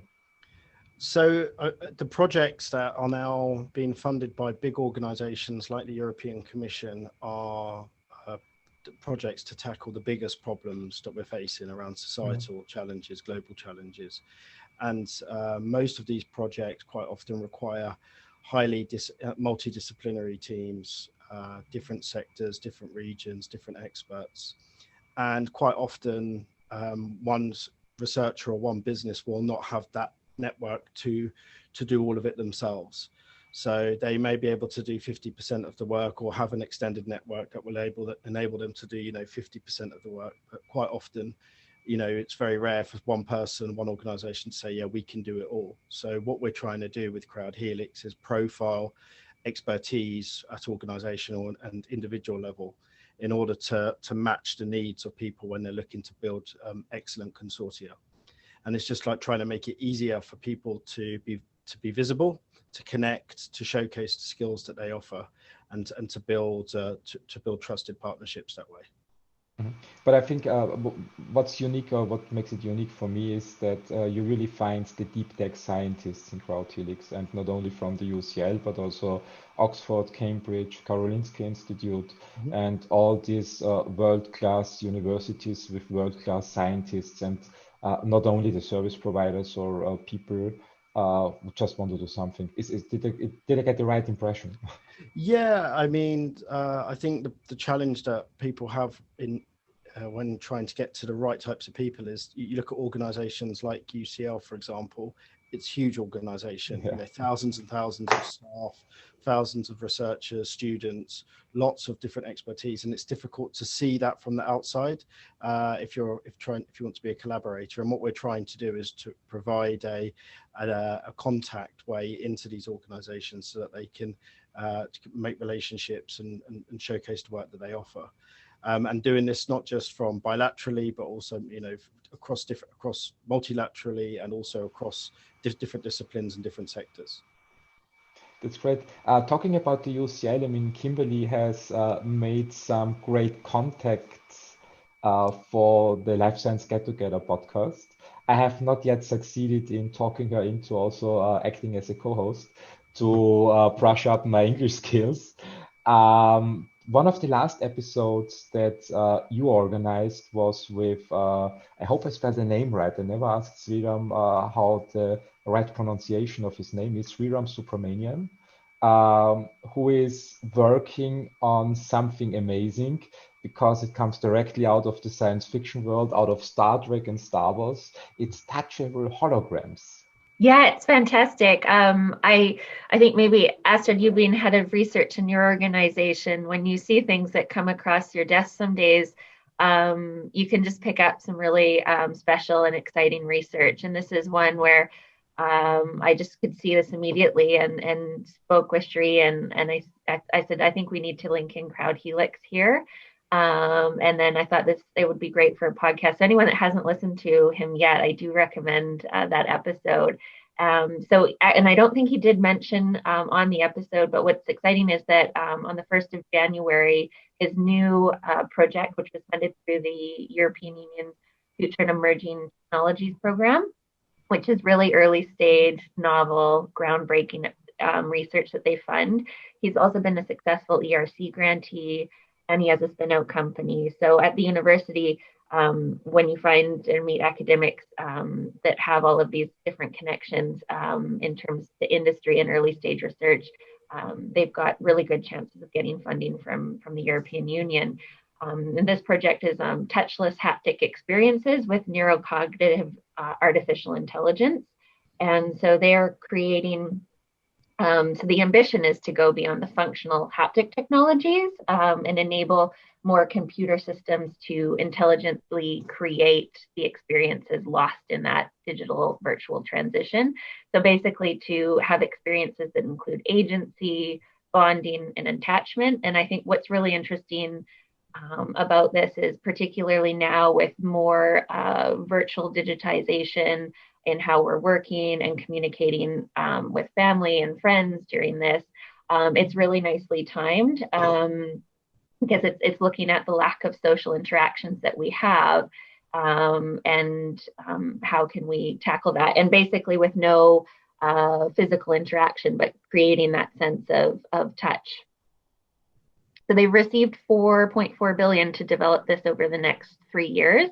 And Crowd Helix will be creating a helix that'll launch as well in the coming months to build a network. And I think with these, we've got a lot of early stage research at UCL. I mean, our biggest portion of our funding in our research portfolio is for excellent science and looking ahead to work with networks like Crowd Helix and the Life Science Get Together of how do we connect our early stage exciting research with companies, with investors? How can you see what's happening early on and to make sure that that research doesn't stay on the shelf is a really big interest for me and at UCL. We have also pivoted with the Life Science Get Together network, especially with the podcast, since Astrid is joining. Astrid is coming from the blockchain cryptocurrency side with her fund. As far as I understand, UCL is not only doing research in life science, and Crowd Helix is not only supporting life science companies. What other tech areas are you covering? Sorry, Michael. Sorry, was that to Crowd Helix or Kimberly? Both. Open question. You go, Kim. We're working in all areas. We've had a newly launched center on artificial intelligence, which is linked with our computer science department. We've got a lot of our medical sciences work is also connected with our engineering departments, our humanities, psychology. So we've got a lot of interdisciplinary research. Right now, we've got a lot of proposals going into the EU's Green Deal call on climate and energy, but there's also a lot of connection to life and medical sciences there with the health impacts on climate. So we've got sort of a bit of everything at UCL, which also makes it quite challenging to tap in, so that's where we work with Crowd Helix to promote these different areas. Michael. So yeah, at Crowd Helix, we at the moment have 27 helixes covering all areas of research and innovation. We'll be launching our newest helix, which will be on cancer, which will be led by Trinity College Dublin. We'll be doing that in January. A couple of big areas for us, for focus areas for Horizon Europe, are the missions program. So the Commission have launched this big, really ambitious, like man to the moon type program for research and innovation in 5 key areas, which they've called the missions program. And we will be launching helixes in these missions early next year. And each mission will be led by a leading research organization in the respective area. But yeah, we've got other helixes to mention are ones in VR and smart cities. And one key area for us that we will be developing next year is in citizen science as well. So we have a couple of projects in this area that we have been funded to create communities around. So this will be a big focus for us in 2021, 2022. Mm-hmm.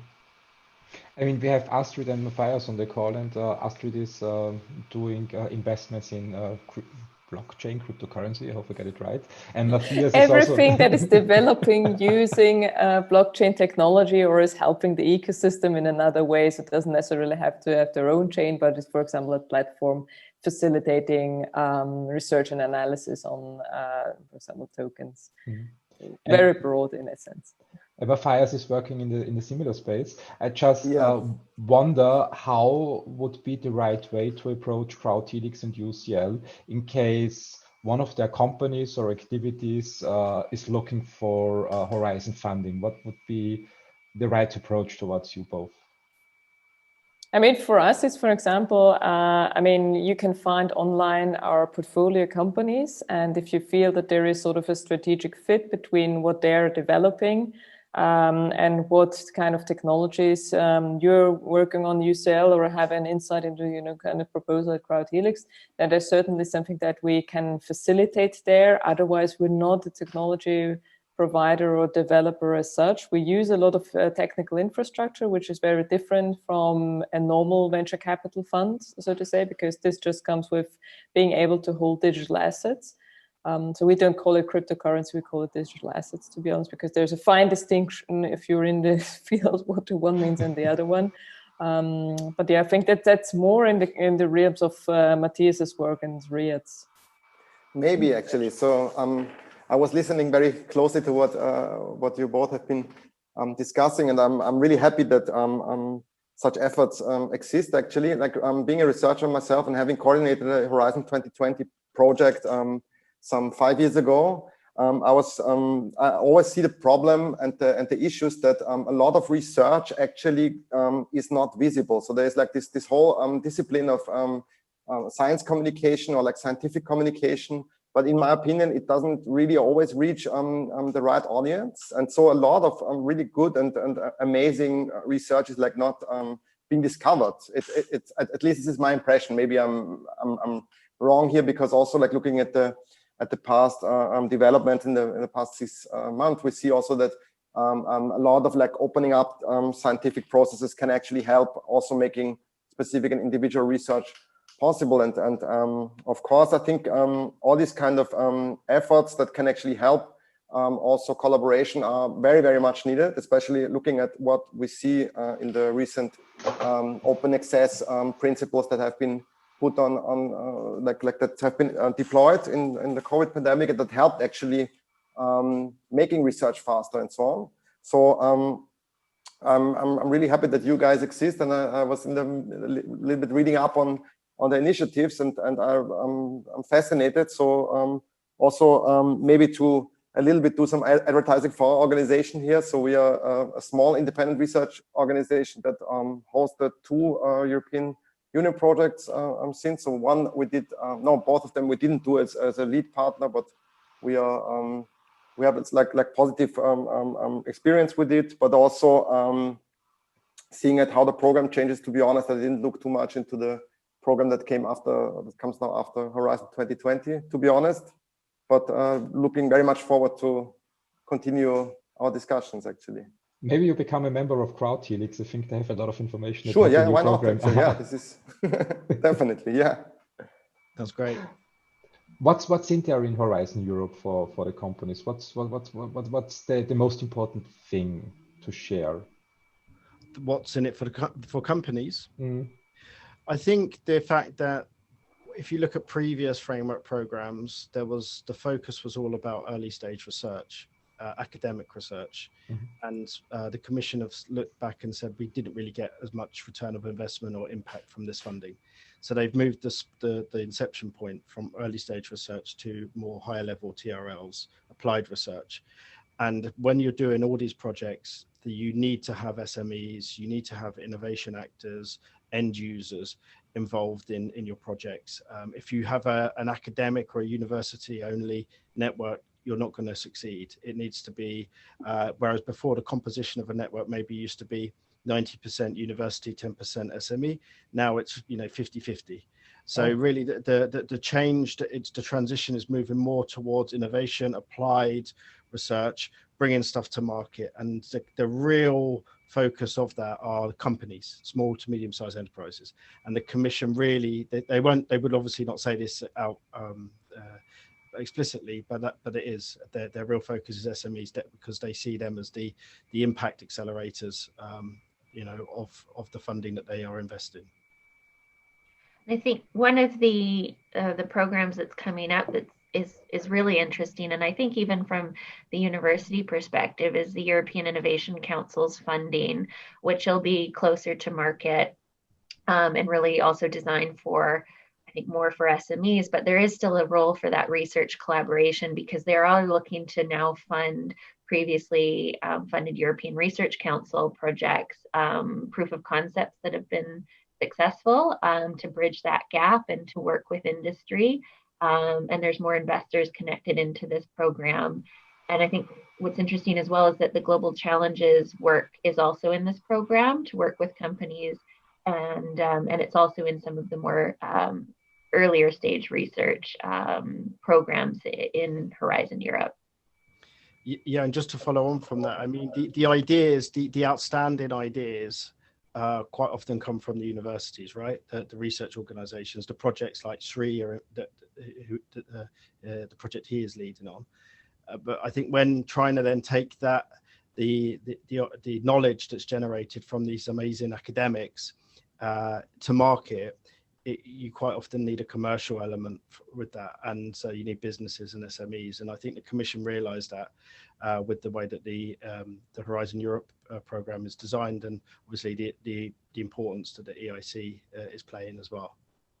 And I completely agree with that. I think scientists are very good in developing scientific results, which basically end mostly in publications. And I understand the scientific process as a very creative one, which is good. But when we want to bring something to customers or patients, we have to switch the mindset more into a focused development mindset. And I believe the idea of the European Union and the European Commission to mix science with development in projects 50-50 will tremendously boost the output in Europe. It's a very, very good idea. Absolutely. And I think that's why it's so important for research organizations and companies to mix in networks like this, so that we can, it's about connecting at the earlier stages the people together that can make this long-term success. Kimberly and Michael, thank you very much for your support in 2020, for being on a podcast episode, for organizing 2 further episodes and coming also online today. I wish you both a very Merry Christmas and a very successful and happy start into 2021. Thanks, Christian. Thanks, Christian. Thanks for having us. Have a great day. Bye-bye. Bye-bye. Bye. Thank you. Bye-bye. I think it's a very good hook point that Kimberly and Michael made with talking about entrepreneurs. The next speakers we have on the podcast are bringing in another university from the United Kingdom. It's Cambridge, but actually they operate out of Tyrol. And let's see if we have Clara Brandstetter and Jasmin Günger from the ICT Summer School in Tyrol online. Clara, are you there? Hello, Christian. Can you Hi, hear me? Clara. Yes, very well. Welcome great. to the show. Hi. So great. You can hear and you can see me. Yes. Hi. Good to see Hi. you. How is it going? I'm alone from ICT. Thank you for having me and thank you for the invite. I already listened a little bit to the last discussion you had. Sounds really interesting. Sounds like you're having a good morning already and some good discussions. Yeah, it's going very well. It's big fun. Oh, Astrid and Matthias. Yeah, sure. It's very a lot of like different inputs and different kind of approaches, but I guess like entrepreneurial entrepreneurdom, so to say, in telemedicine is like one of the topics, but also like Black Swan events. So we have all these kind of different aspects of 2020 that we're trying to grasp, while in the same time looking at all different facets of I would say important people and things that mattered and will matter over this strange year. Yeah. No, I think it's been a great morning so far. So we've touched on a lot of topics and managed to avoid the one hot topic of 2020 for a good deal of it, I think, and highlighting some other issues around privacy and, work-life balance and stuff that has happened, on the side. I think also it will be very interesting to hear from you, for example, about being in entrepreneurship, that I think at the beginning of the year, everyone said like, oh my God, no one will invest. Then came the phase when there were very low valuations for even very good companies, because everyone said like, well, this is the COVID factor now. But I feel that now investing into startups and SMEs and young companies actually on the rise again. So going out of 2020, that the appetite of investors has actually started quite strongly there. Yeah. Clara, how was the year in Tyrol?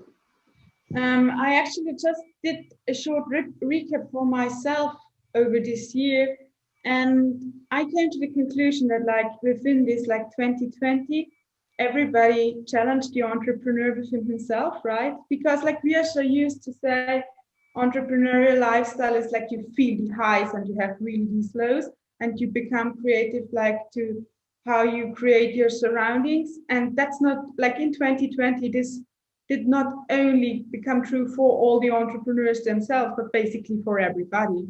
And I think that's something, or like at least we within the ICT tried to take on all the opportunities we got. But I have to admit at the beginning of the year, especially in like March, April, everyone was in this like kind of reaction mode and coming up with ad hoc solutions. And this was quite interesting as well with our startups we have been working with. We had like one program still running. This was with all Austrian spin-offs.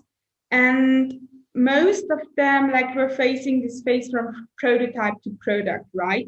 And for those who still have their grants and are really kind of setting up the company, it was kind of okay. But for those who really tried to enter the market and have like their first customer talk, this was really a tough time. But then we realized, like all of you realized, the world became even smaller because internationality, and it was like able that you expand international. And so together with our startups, we had quite a steep learning curve, especially in expanding your market and thinking about what is my global unmet sustainable market need.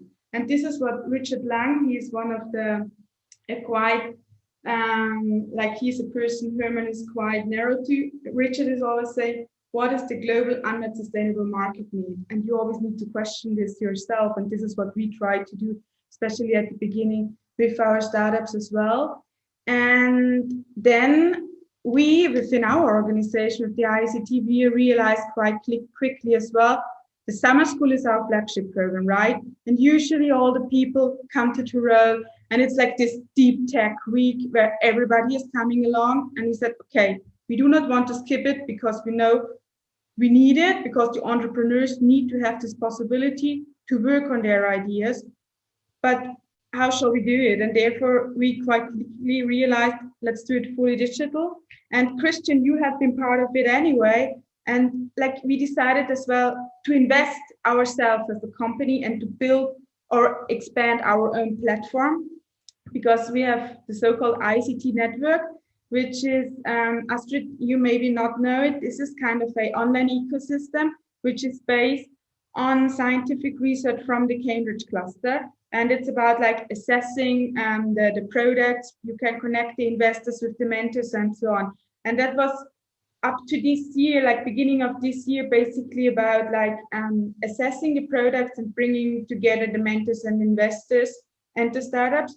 But with COVID, like we brought it to a total new level, and we implemented as well a communication tool in there. So it was kind of this home base where our startups and the people could go to, and this safe environment. And within August, like in August with our summer school, basically our 25 startups logged in every morning at 8 and logged out every evening around 10 and had like this super intensive day, but at least they were at their home base, the ICT network. And this was a huge, huge learning for us as well, to not stop, because you never know, because you don't know in April if it's over in April or May or in June or how long it takes, like to not stop and to think how to make the best out of it. And the best out of it in our case was how to still connect the people, like the relevant people to each other, and how to keep on growing. And why do you say the relevant people to each other?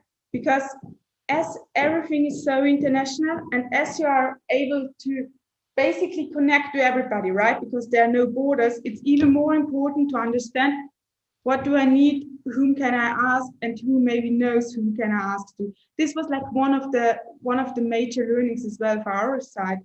And then we had like one last highlight this year, which was in November, where together Hermann Hauser and Herbert Gardner with the Hermann Hauser Investment GmbH and the ICT, we invited for the Spin-off Austria conference, which was a huge success, like more than 1,000 people logged in, and we learned about spin-off processes in other countries, best practices, what we do in Austria, what can be better.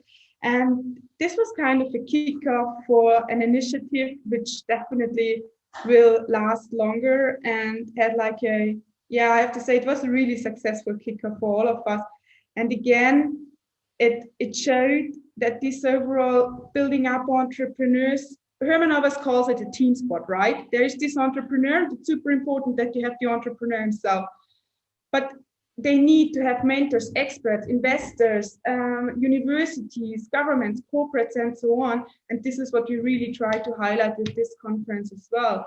So overall, Christian, to answer your question, it was like a speed up year. Lots happened, but I think lots happened because we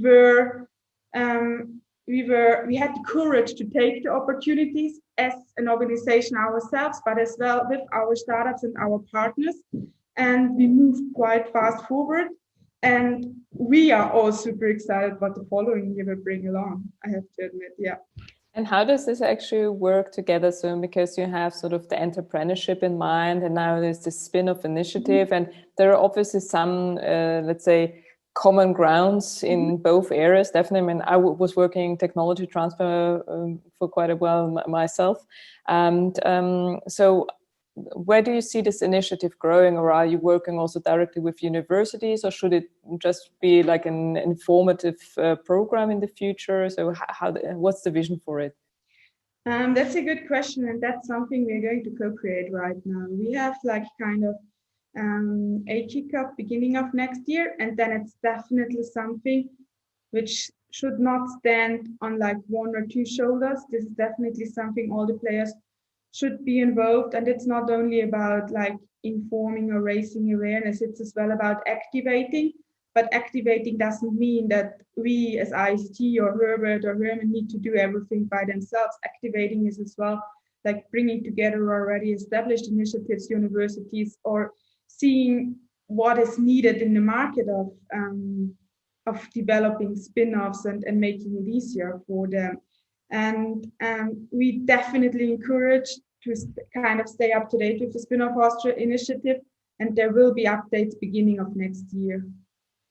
Yeah, I think Austria is actually quite nice ground for it, because we have the FFG, the AWS that provides funding. There's a lot of like sort of county-specific funding. Then in Austria, we're actually lucky that there is one research-led fund by the IST Austria in Klosterneuburg that has actually set its mission to specifically support and invest in like technologies coming out of universities.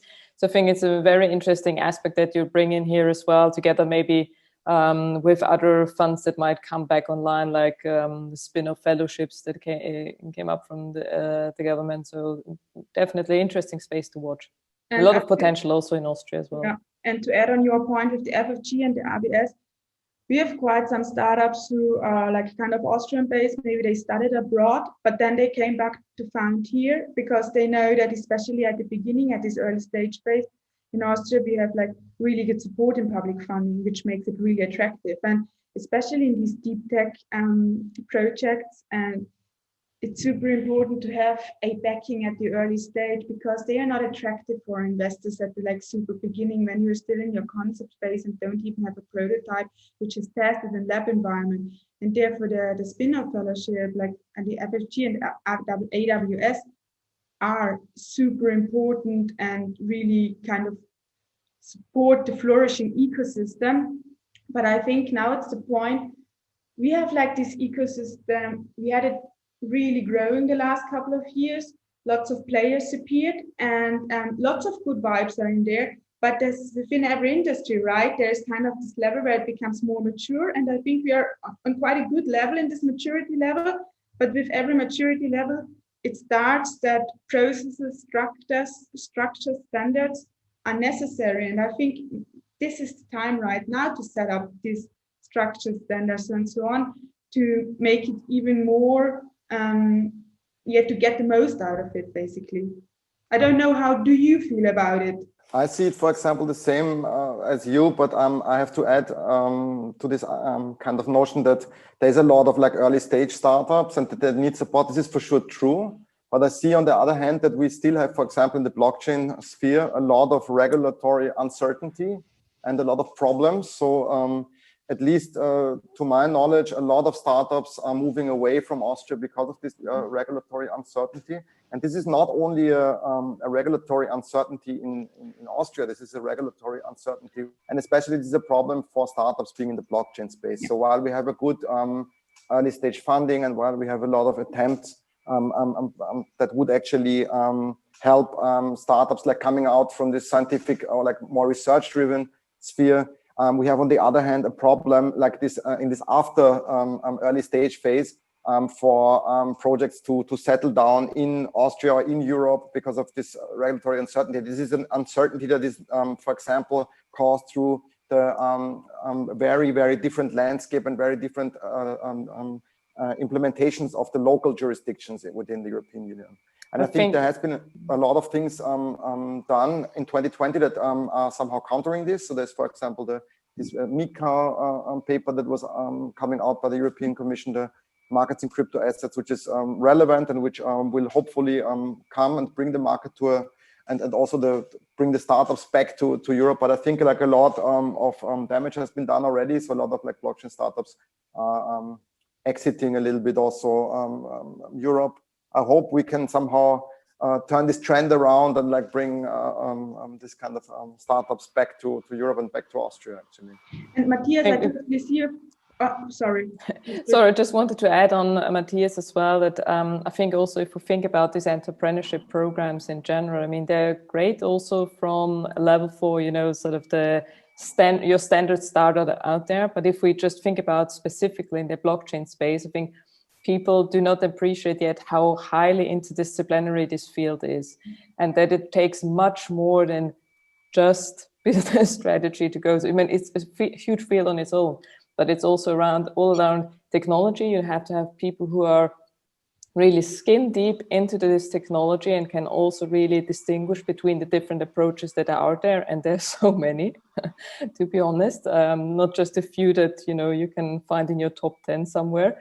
and also asset management experience. So I think people just do not appreciate yet that tokens, a different name for it is actually digital asset. So it is something that you have to actually sort of take from the side of asset management and say, like, how do you actually go about this? These things are listed on some kind of exchanges, of non-regulated exchanges, and people still don't understand what it actually means to get it onto such an infrastructure, because people sometimes have it in a mind, okay, if you do an IPO, then you go to the stock market and it's already much closer to them. But this is effectively what is happening in the crypto space with the tokens as well. I think there's also a lot of specialist knowledge if we just speak about our own kind of area, like Matthias and I am working in. I think that comes on top of everything that is sort of together with regulation as well. I totally see your point, and I see it kind of as a vicious circle as well, because our ecosystem, like in general in Austria, developed quite fast the last years, but we weren't able to keep up with all these processes and to check all the regulatories, which now makes it, for some special parts, make it not that attractive. But on the other hand, the world doesn't stand still until Austria is ready to keep up with all these regulations and so on. And already new stuff is appearing, like Astrid and Matthias, you mentioned, especially in niche or in specialized markets. And therefore, it's kind of I see it sometimes as vicious circle. But on the other side, what we learned at the Spin-off Austria conference as well is speed is the handmaiden of innovation, right? And therefore, we can't wait and stand still and check if everybody is ready. It's kind of what the two or the three of you are doing here, bringing together people and checking out what opportunities are there to become even faster. And if it's only for small parts, but like to elevate and raise those parts. So I'm really thankful that you're hosting it and that I am able to be part of it and to be part of this discussion as well. Clara, thank you very much for joining. I think it's a very good hook point because we have two other speakers in the line waiting to get the mic. You're doing a really great job in Tyrol with your program, and I was amazed to see it this year as a mentor. I can really recommend this program to any scientist who wants to look into entrepreneurship. Hermann Hauser and his team have, in my opinion, built one of the best programs we have in Europe, who really make this difficult topic understandable in a very easy way. And I will be happy to stay in touch in future, Clara. I wish you a Merry Christmas and a Happy New Year. Thank you very much, Christian. Thanks and I want to shout out the invite to Astrid, Christian, and Matthias to join next year. And I wish you Merry Christmas and have a lovely afternoon and good discussions. Bye-bye. Bye. Thank you. Bye-bye. So we have the next speaker coming in. Now we are heading to Germany, and let's see if we can avoid the topic we don't want to talk about today with you. Welcome to the show, Thomas. I just wonder, what topic do you mean we are not talking about? The topic we don't talk about today is SARS CoV Okay. actually. No, but it's okay. Yeah. How is it going in Germany? We are also under lockdown. I don't understand the differences of lockdowns in Europe. I have no clue. So we have a double lockdown. My wife is Italian, so we have the lockdown in Italy, so no one is moving there. And in Germany, we have lockdown, at least in a way of that a lot of shops are closed, but others are open, and no one understands what is the difference. So that's the lockdown, and we will see. I hope it have effect, and it will be very strange Christmas days probably this year. Yeah, that'd be very interesting. It's the same here in Austria. We had a conversation, I think it was 7 months ago, about... Don't ask me. It feels like 10 years. Yes, yeah. Good that you bring that up. I got Spotify. I'm listening my music on Spotify, and I'm a member since, I think, since Spotify exists. And every year they send a summary of my year on Spotify. And it's very interesting to see that. And this year they started with the line, Thank you for being with us in the 67 months of 2020. So I think it describes really well how it feels. Yeah, it really feels like this because, I mean, no one would have expected that the world changes and that we do our own discovery, not only discovery, but also try to push a project into the clinic in a very short time. But this is not the subject I want to talk, I think, because No, this was we said, so I don't use the word. No, but it's interesting and amazing how we all are able to adjust to this very new circumstances, and that we are able to develop new, let's say, powers in a way. I mean, trying to bring a project into a clinic in less than a year was, I think, previously impossible, and now it's possible.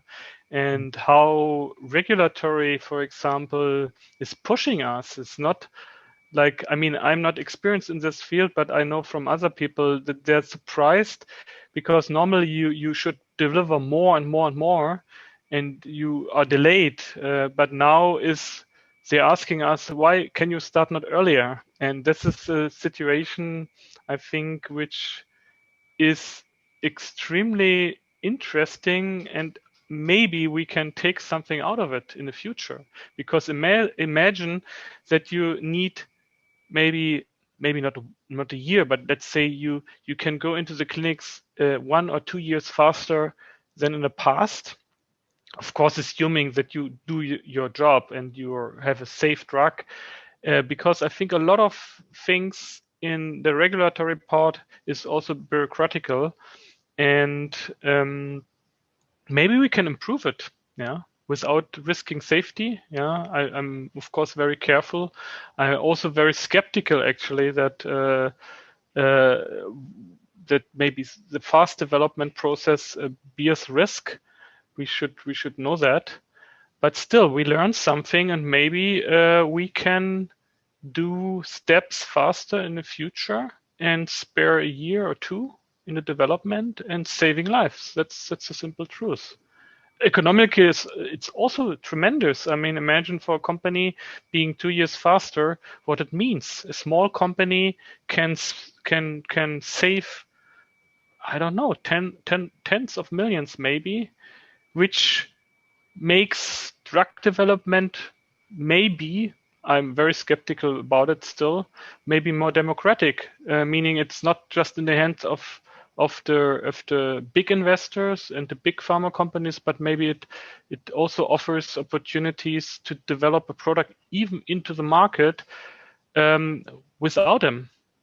Still, it costs 100 million and more. It has to be clarified, but it was, I think, estimations from big pharma were in the range of 1 to 3 billion per one drug, and now we are talking about 10 times less. Yeah, I'm not sure. I think this is an amazing experience, and I think big pharma is learning also a lot in parallel with us.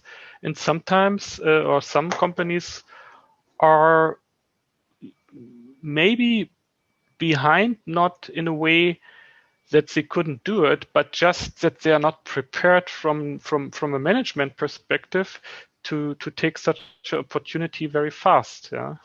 I completely agree to what you say. I think in 2020, life has thrown a huge learning experience on the human race. And it's really great to see how much developed in 1 year. I think on one hand, failure culture, I mean, it's necessary to try things out. Also, politicians should be allowed to do so. And not everything that, I mean, we as entrepreneurs know that not everything that we try works, actually. So we need to try a lot of things to find the few that work. And looking at the pharma industry, I think the speeding up the processes tremendously makes it very exciting to be in the industry, to see a vaccine coming to the market within 12 months on a very high standard. So I think on safety and regulatory issues, it was not cut back. But it's not only on the vaccine side. The reason why I asked you to join us is that when we had our podcast interview, you were talking about spinning out a new company. And I think it was 2 or 3 days ago that on Facebook, a friend posted a link to an article with the comment, maybe this is the solution for the topic we don't want to talk about today. And what about the spinning out a company? No, although you can see this very deep under my I don't know even. Can you tell us a little bit more about Corat Therapeutics? I think you had recently good data coming out of your studies. Or did I misinterpret it? Now, Corat Therapeutics is on the way into the clinic. So data is, we published publications, but I think everything we do is, we sometimes feel we are one step behind, but we are completely in the range to compete with much bigger parties. I mean, we're talking about Regeneron or Eli Lilly. I mean, these are companies which are 1,000 times bigger than Corat Therapeutics and UMAP together. And in this way, competition is not actually also not the goal. We have a different approach, and we may go into that type of patients they cannot do. We will see. I mean, I cannot promise it today. I mean, we will see that on the clinical data. We have done everything we could in a very short time with relatively limited resources. Yeah. So my question would be, what could we have done when we would have 20 million in our bank for the first step instead of I don't know, 3? Yeah. This is a theoretical question. I think we could spare 3 months or something, and we wouldn't have maybe to work even weekends and evenings, but that's another story. Yeah, the success we will see in the clinic. I'm very, very careful to say what we have in data is promising everything. I mean, we learned from the antibody therapies that, for example, the Regeneron product and the Eli Lilly product, they are, for example, not approved for severe COVID-19. Yeah, so that's I shouldn't use the word, I know, but it's just the subject of this year. And still, we don't find the data. Why not? For example, we just can speculate what could happen in these clinical studies. I mean, we don't know that. But we are very curious to know what went wrong. And that shows a little bit the problem of, you said diversity is the key of success. A larger number of drug development program, vaccine development program is keys of success, because we can see in the vaccines development projects, some of them are delayed or on hold or stopped, and the success rate is high. It's incredibly high compared to everything we know from oncology, for example. Yeah, but it's still that you cannot say this is one project. Let's say the government invests in one company. That's it. You have to invest in 10 projects or maybe in 50 projects, and not only one government, but all the governments and the WHO or whoever should invest, and then we will have maybe 10 drugs better than 0. And that's the situation, and the same with the vaccines. I just want to comment on the safety. I'm very sure that everyone tries its best. Yeah. I think the quality is extremely high from everything I can see, also from the other parties. I have no doubt that except there's maybe some studies where they claimed with 70 patients they have already approved drug. This is another story. But most of them doing a good job. Nevertheless, there's some restriction. We can see effects sometimes after years.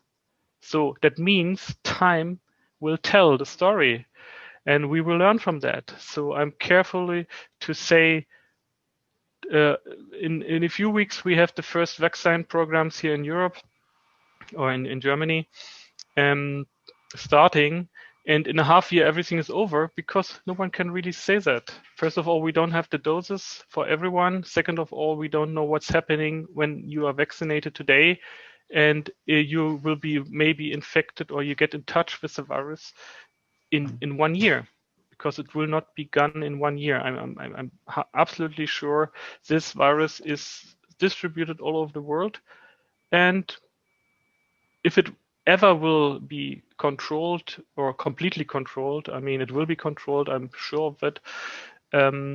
It's not clear.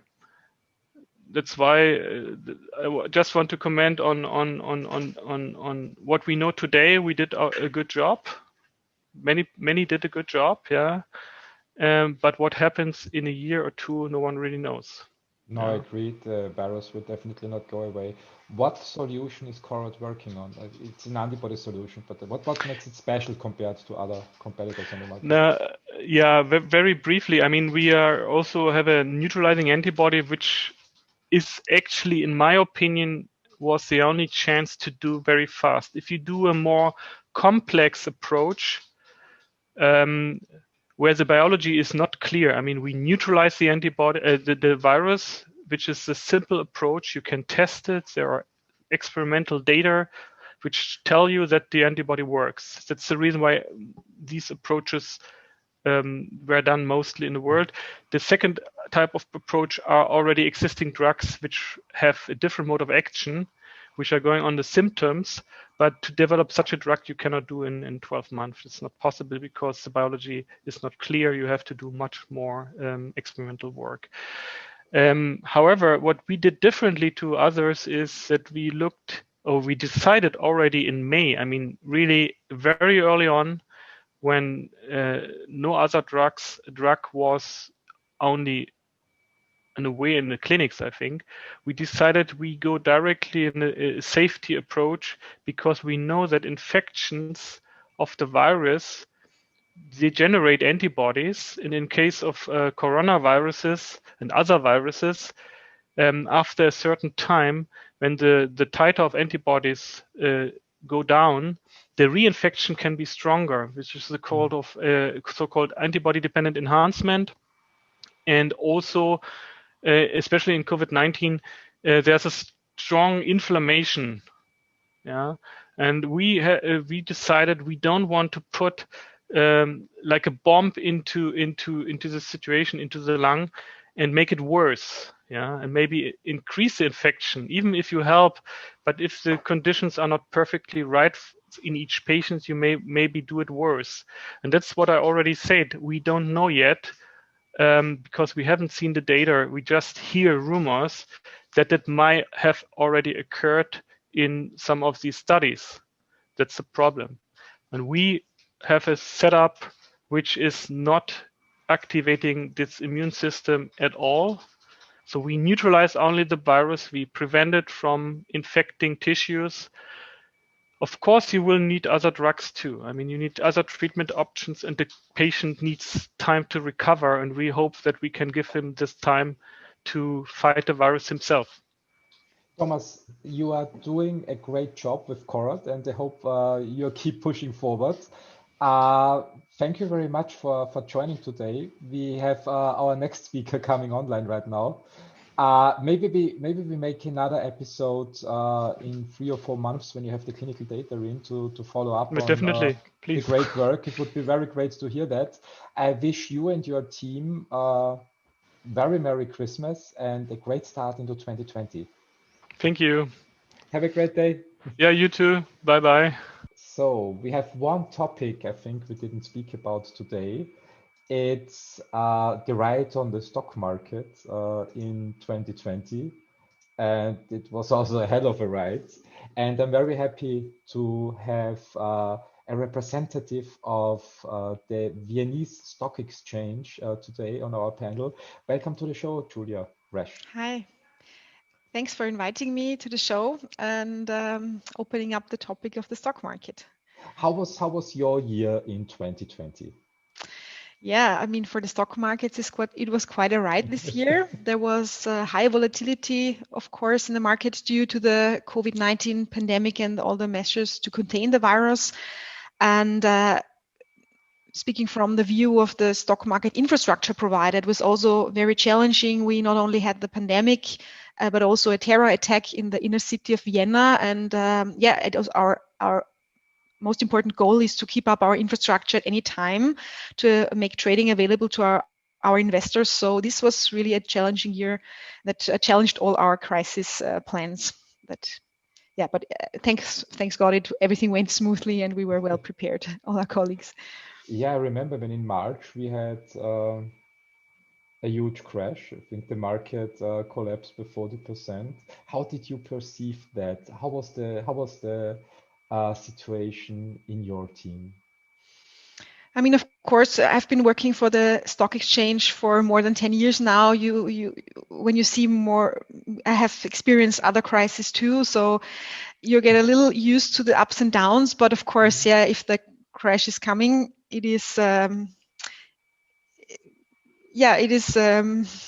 it is very interesting, and everyone is running together, and the telephones are ringing. So it was an intense communication with everyone, and we were also, as a stock market provider, we tried to communicate with our stakeholders, with the investors, with the companies. We tried to be there also as a communication platform for our clients. So that was interesting. But we also try to emphasize a financial literacy perspective, that investing is long term, and the Austrian companies are very stable companies, and just because the current situation is uncertain, we ask investors to still keep the long term view. No, I agree with that. I also experienced some crashes. I think the first one was in 1987. Then we had the next one that I remember in 2000 when the dot-com bubble burst. Exactly. We had another one in 2008. Exactly. And then a couple of minor crashes with quick recoveries from 2008 to 2020, but nothing serious in my opinion. So don't losing the nerves Yes. comes naturally then. But there was Absolutely. one thing special in this year. The recovery was very quick. So the market went down by 40%. And my personal expectation was maybe it stays down for 1 or 2 years. So it will be a longer time until it recovers. But actually, I think it took 2 months and the markets were rising again. How do you perceive that, the recovery after that? I mean, we would probably have to talk to analysts to explain this in more detail, because we in the stock exchange are more the IT providers, and then we don't have a lot of experts on the economic developments. And I think analysts would be more proficient to talk about that. But still, the rebound was intense, especially in November when the news was out that there's a vaccine. So the Austrian national index had its largest rebound ever in its history. So that was quite intense. We were talking with the previous speakers, we were talking about the increase in internationalization in this year, so that investors work with entrepreneurs from all over the world. Do you have a similar observation with your investor space on the Austrian stock market, that also more money and more investors are coming to your playground? I can only now quote a very long-term perspective. So over the long run, we have acquired quite a lot of international trading participants and investors. So currently the volume that international investors trade on the Vienna Stock Exchange is over 80%. So that's quite a high internationalization that we went through in the past decade. And also this year, we managed to onboard 2 new trading members, and both are international trading members. It's on the one hand side BRK Financial Group and XTX Markets that we onboarded this year. So I think the trading base, the investor basis on the Vienna Stock Exchange is quite international. Yes. The thing is, when we had a talk in June with Henriette Linninger, and I think there was one interesting point that I was not aware of. When I think of the stock market, I always have the perception it's more for mature companies that already have thousands of employees. But I remember the information from Henriette that actually the Viennese stock market has developed certain products that also support early stage companies that are not already multinational big corporations. How did that develop in 2020?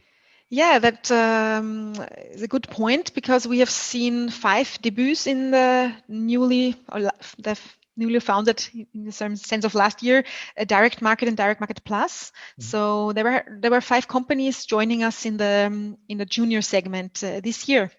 In 2020? Which is good. In 2020, yes. From which industries? So there's a Biogena Group, which you might know, a micronutrient company from Salzburg, based in Salzburg, and Aventa, who joined Direct Market Plus, is a real estate company. So those are the Austrian companies, and then there are more from joining us from that are international companies: Sun Mirror, Creatives Group, an Italian company, and CAG International AG. So 2 Austrian companies and 3 international ones joining the junior segment. So it also makes sense for earlier stage companies to reach out to the stock market.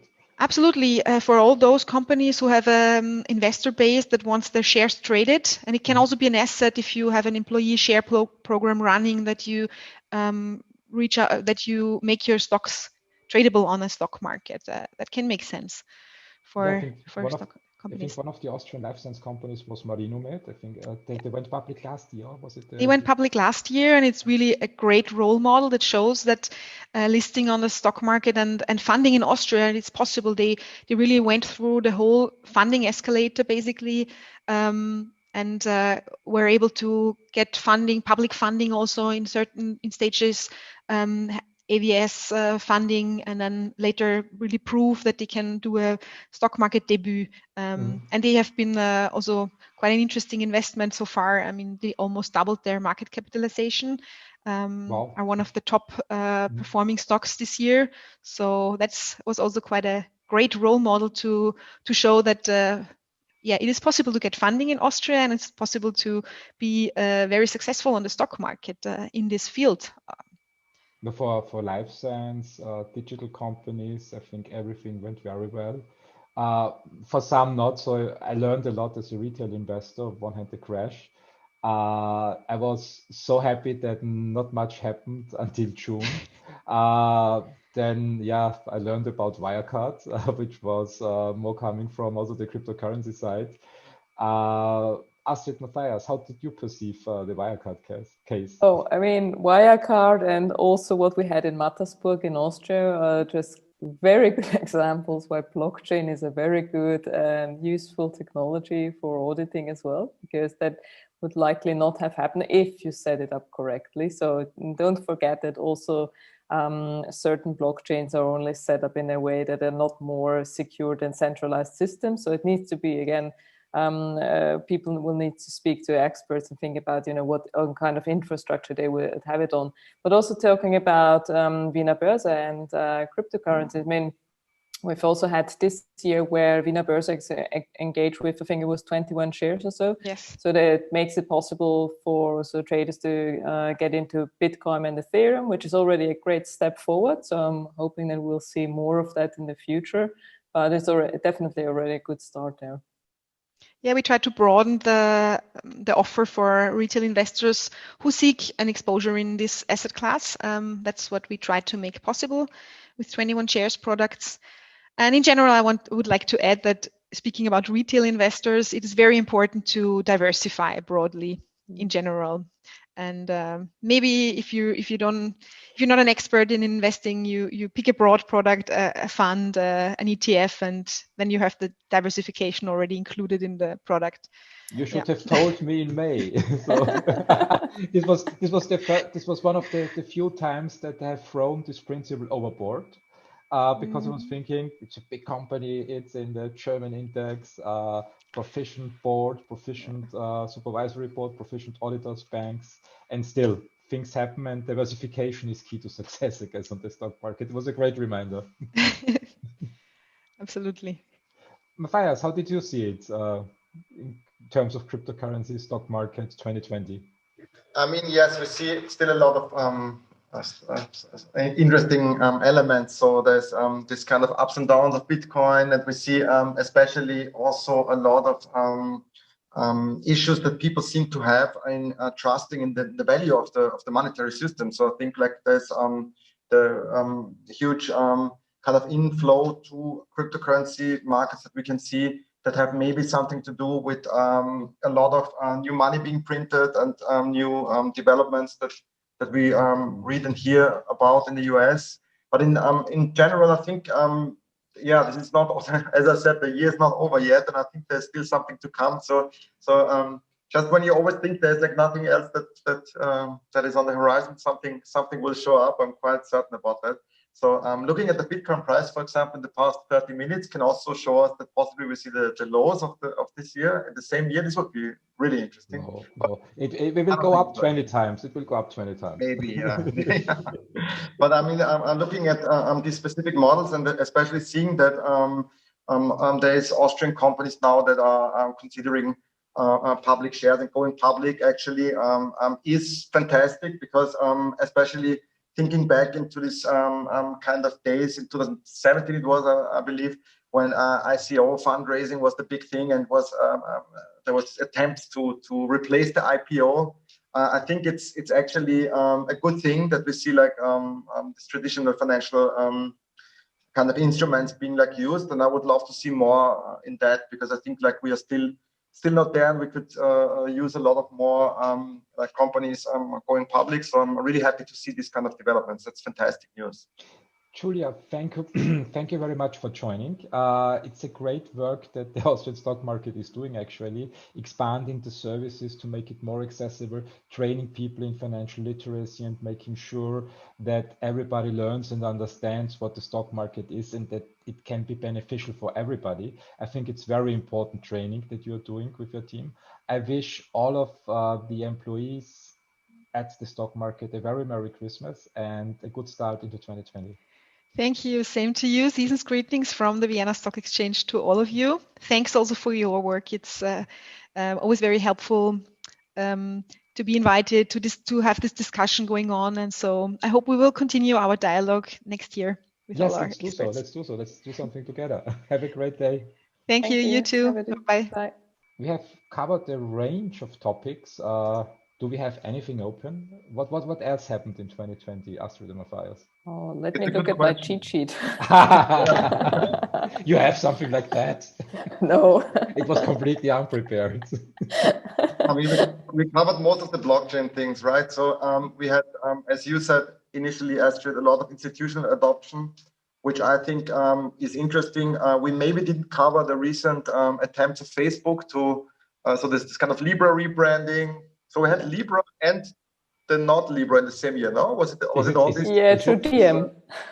Okay, yeah. In the trademark case there. I thought Libra is dead, that Facebook abandoned it. No. No? I mean, there has been like a lot of renaming happening and a lot of like different things, and especially like looking at the adoption that you have been mentioning, Astrid, PayPal, and so on. So the large financial industries, or like payment providers, are like finally, so to say, accepting or like moving into the space for sure. And so this can actually mean that we hopefully see a lot of developments there. And I'm reading from our cheat sheet, which is a good thing. So it looks like it's not in my head, but no. We don't have it. Yeah, no, and as I said, of course, like in the beginning, I think still for me the most fascinating things are these kind of changes in transparency and like availability of research. This is like something which I see as a very positive thing, and I think this has also been something that our different guests have actually somehow also validated this kind of idea. And I mean, there are specific things we could talk about, which are like very Austrian specific, which we decided not to cover particularly. Yeah, but I think let's just stay a little bit at the enhanced level of collaboration. I think it's important, because when you said Austria, I said, no, we should not go back to that thinking, to stop at our borders. I mean, even with the podcast, so I had this idea of doing a podcast for a couple of years, but actually talking people into going online, doing something with a camera, with Zoom. It didn't feel very comfortable to many people, which I understand because there was no experience. And as we see today, I mean, we had a whole range of amazing speakers from all over the world, from all over Europe, willing to collaborate, to come together to solve the world's biggest problems. And I think for me, this is the key takeaway of 2020. So we see a level of collaboration from, I mean, Greg Mannix, for example, mentioned that they have an investment base from investors from Asia, from Europe, from the United States. Also, CrowdHelix is collaborating pan-European and also with universities from all over the world. I hope that this spirit of collaboration, of working together, of forgetting about borders, forgetting about gender issues, forgetting about skin color, race. I mean, we also had this Black Lives Matter movement in 2020. I really hope that the human race evolves further and is on a good way to just learn that the only solution to everything is working together, in my opinion. Definitely. Yes, to all. So I think this is something which the future will actually show us. So if this if we can continue this kind of huge collaborative move, I'm not that positive though on everything, because I think like dream situations like COVID are in a way somehow also creating this kind of illusion that there's a lot of cooperation going on. At the same time, as we also covered briefly in the few hours that we spoke, there's a lot of attacks on different technological systems. We see a massive rise in online scams, in different also malware threats around the globe, which are also due to the fact that more people are online now and that more people are using technological devices and technological services are getting exploited and are getting attacked. So this is a big problem in my opinion, and shows us also that the world is not all like Schlaraffenland, as you say, or like a positive place to be. But I hope that we see a lot of things also resolved in a way. I mean, still we have a lot of other crises to fight off. There's still also a refugee crisis on some parts of the planet. So we have a lot of things to cover. And I think like more collaboration in this regards and a lot of scientific collaboration and transparency could actually help in this regards. I think that bottom line is wherever, there is light, there are also shadows. So there is never, any perfect scenario for anything. But I think I like the ending word sort of to say from Christian, to say like, okay, there is a push into a more collaborative mode. It depends on, on behavioral biology and many other things, if this year was sort of enough to change really such behavioral patterns long term, or if we will just fall back into what we have had before. As I said, I think that's an open question, but I think it's best to try to keep a positive outlook from all the sort of darkness that we have had this year, and had some rays of lights there that the future will be a better one in any event. I think the light will shine brighter in future, and I think the human race is on a good way.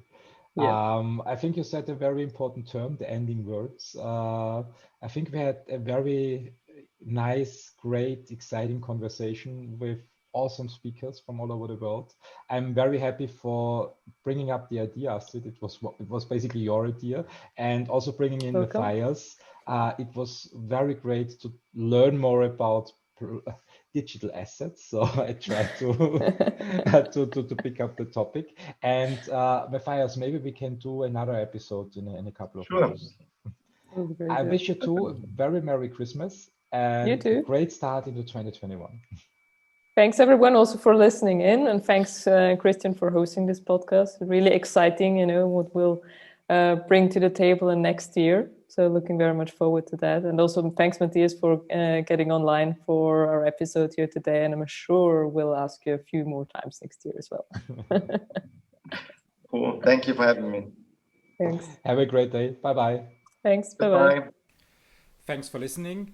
Please share the podcast and make sure you've subscribed. Have a great day.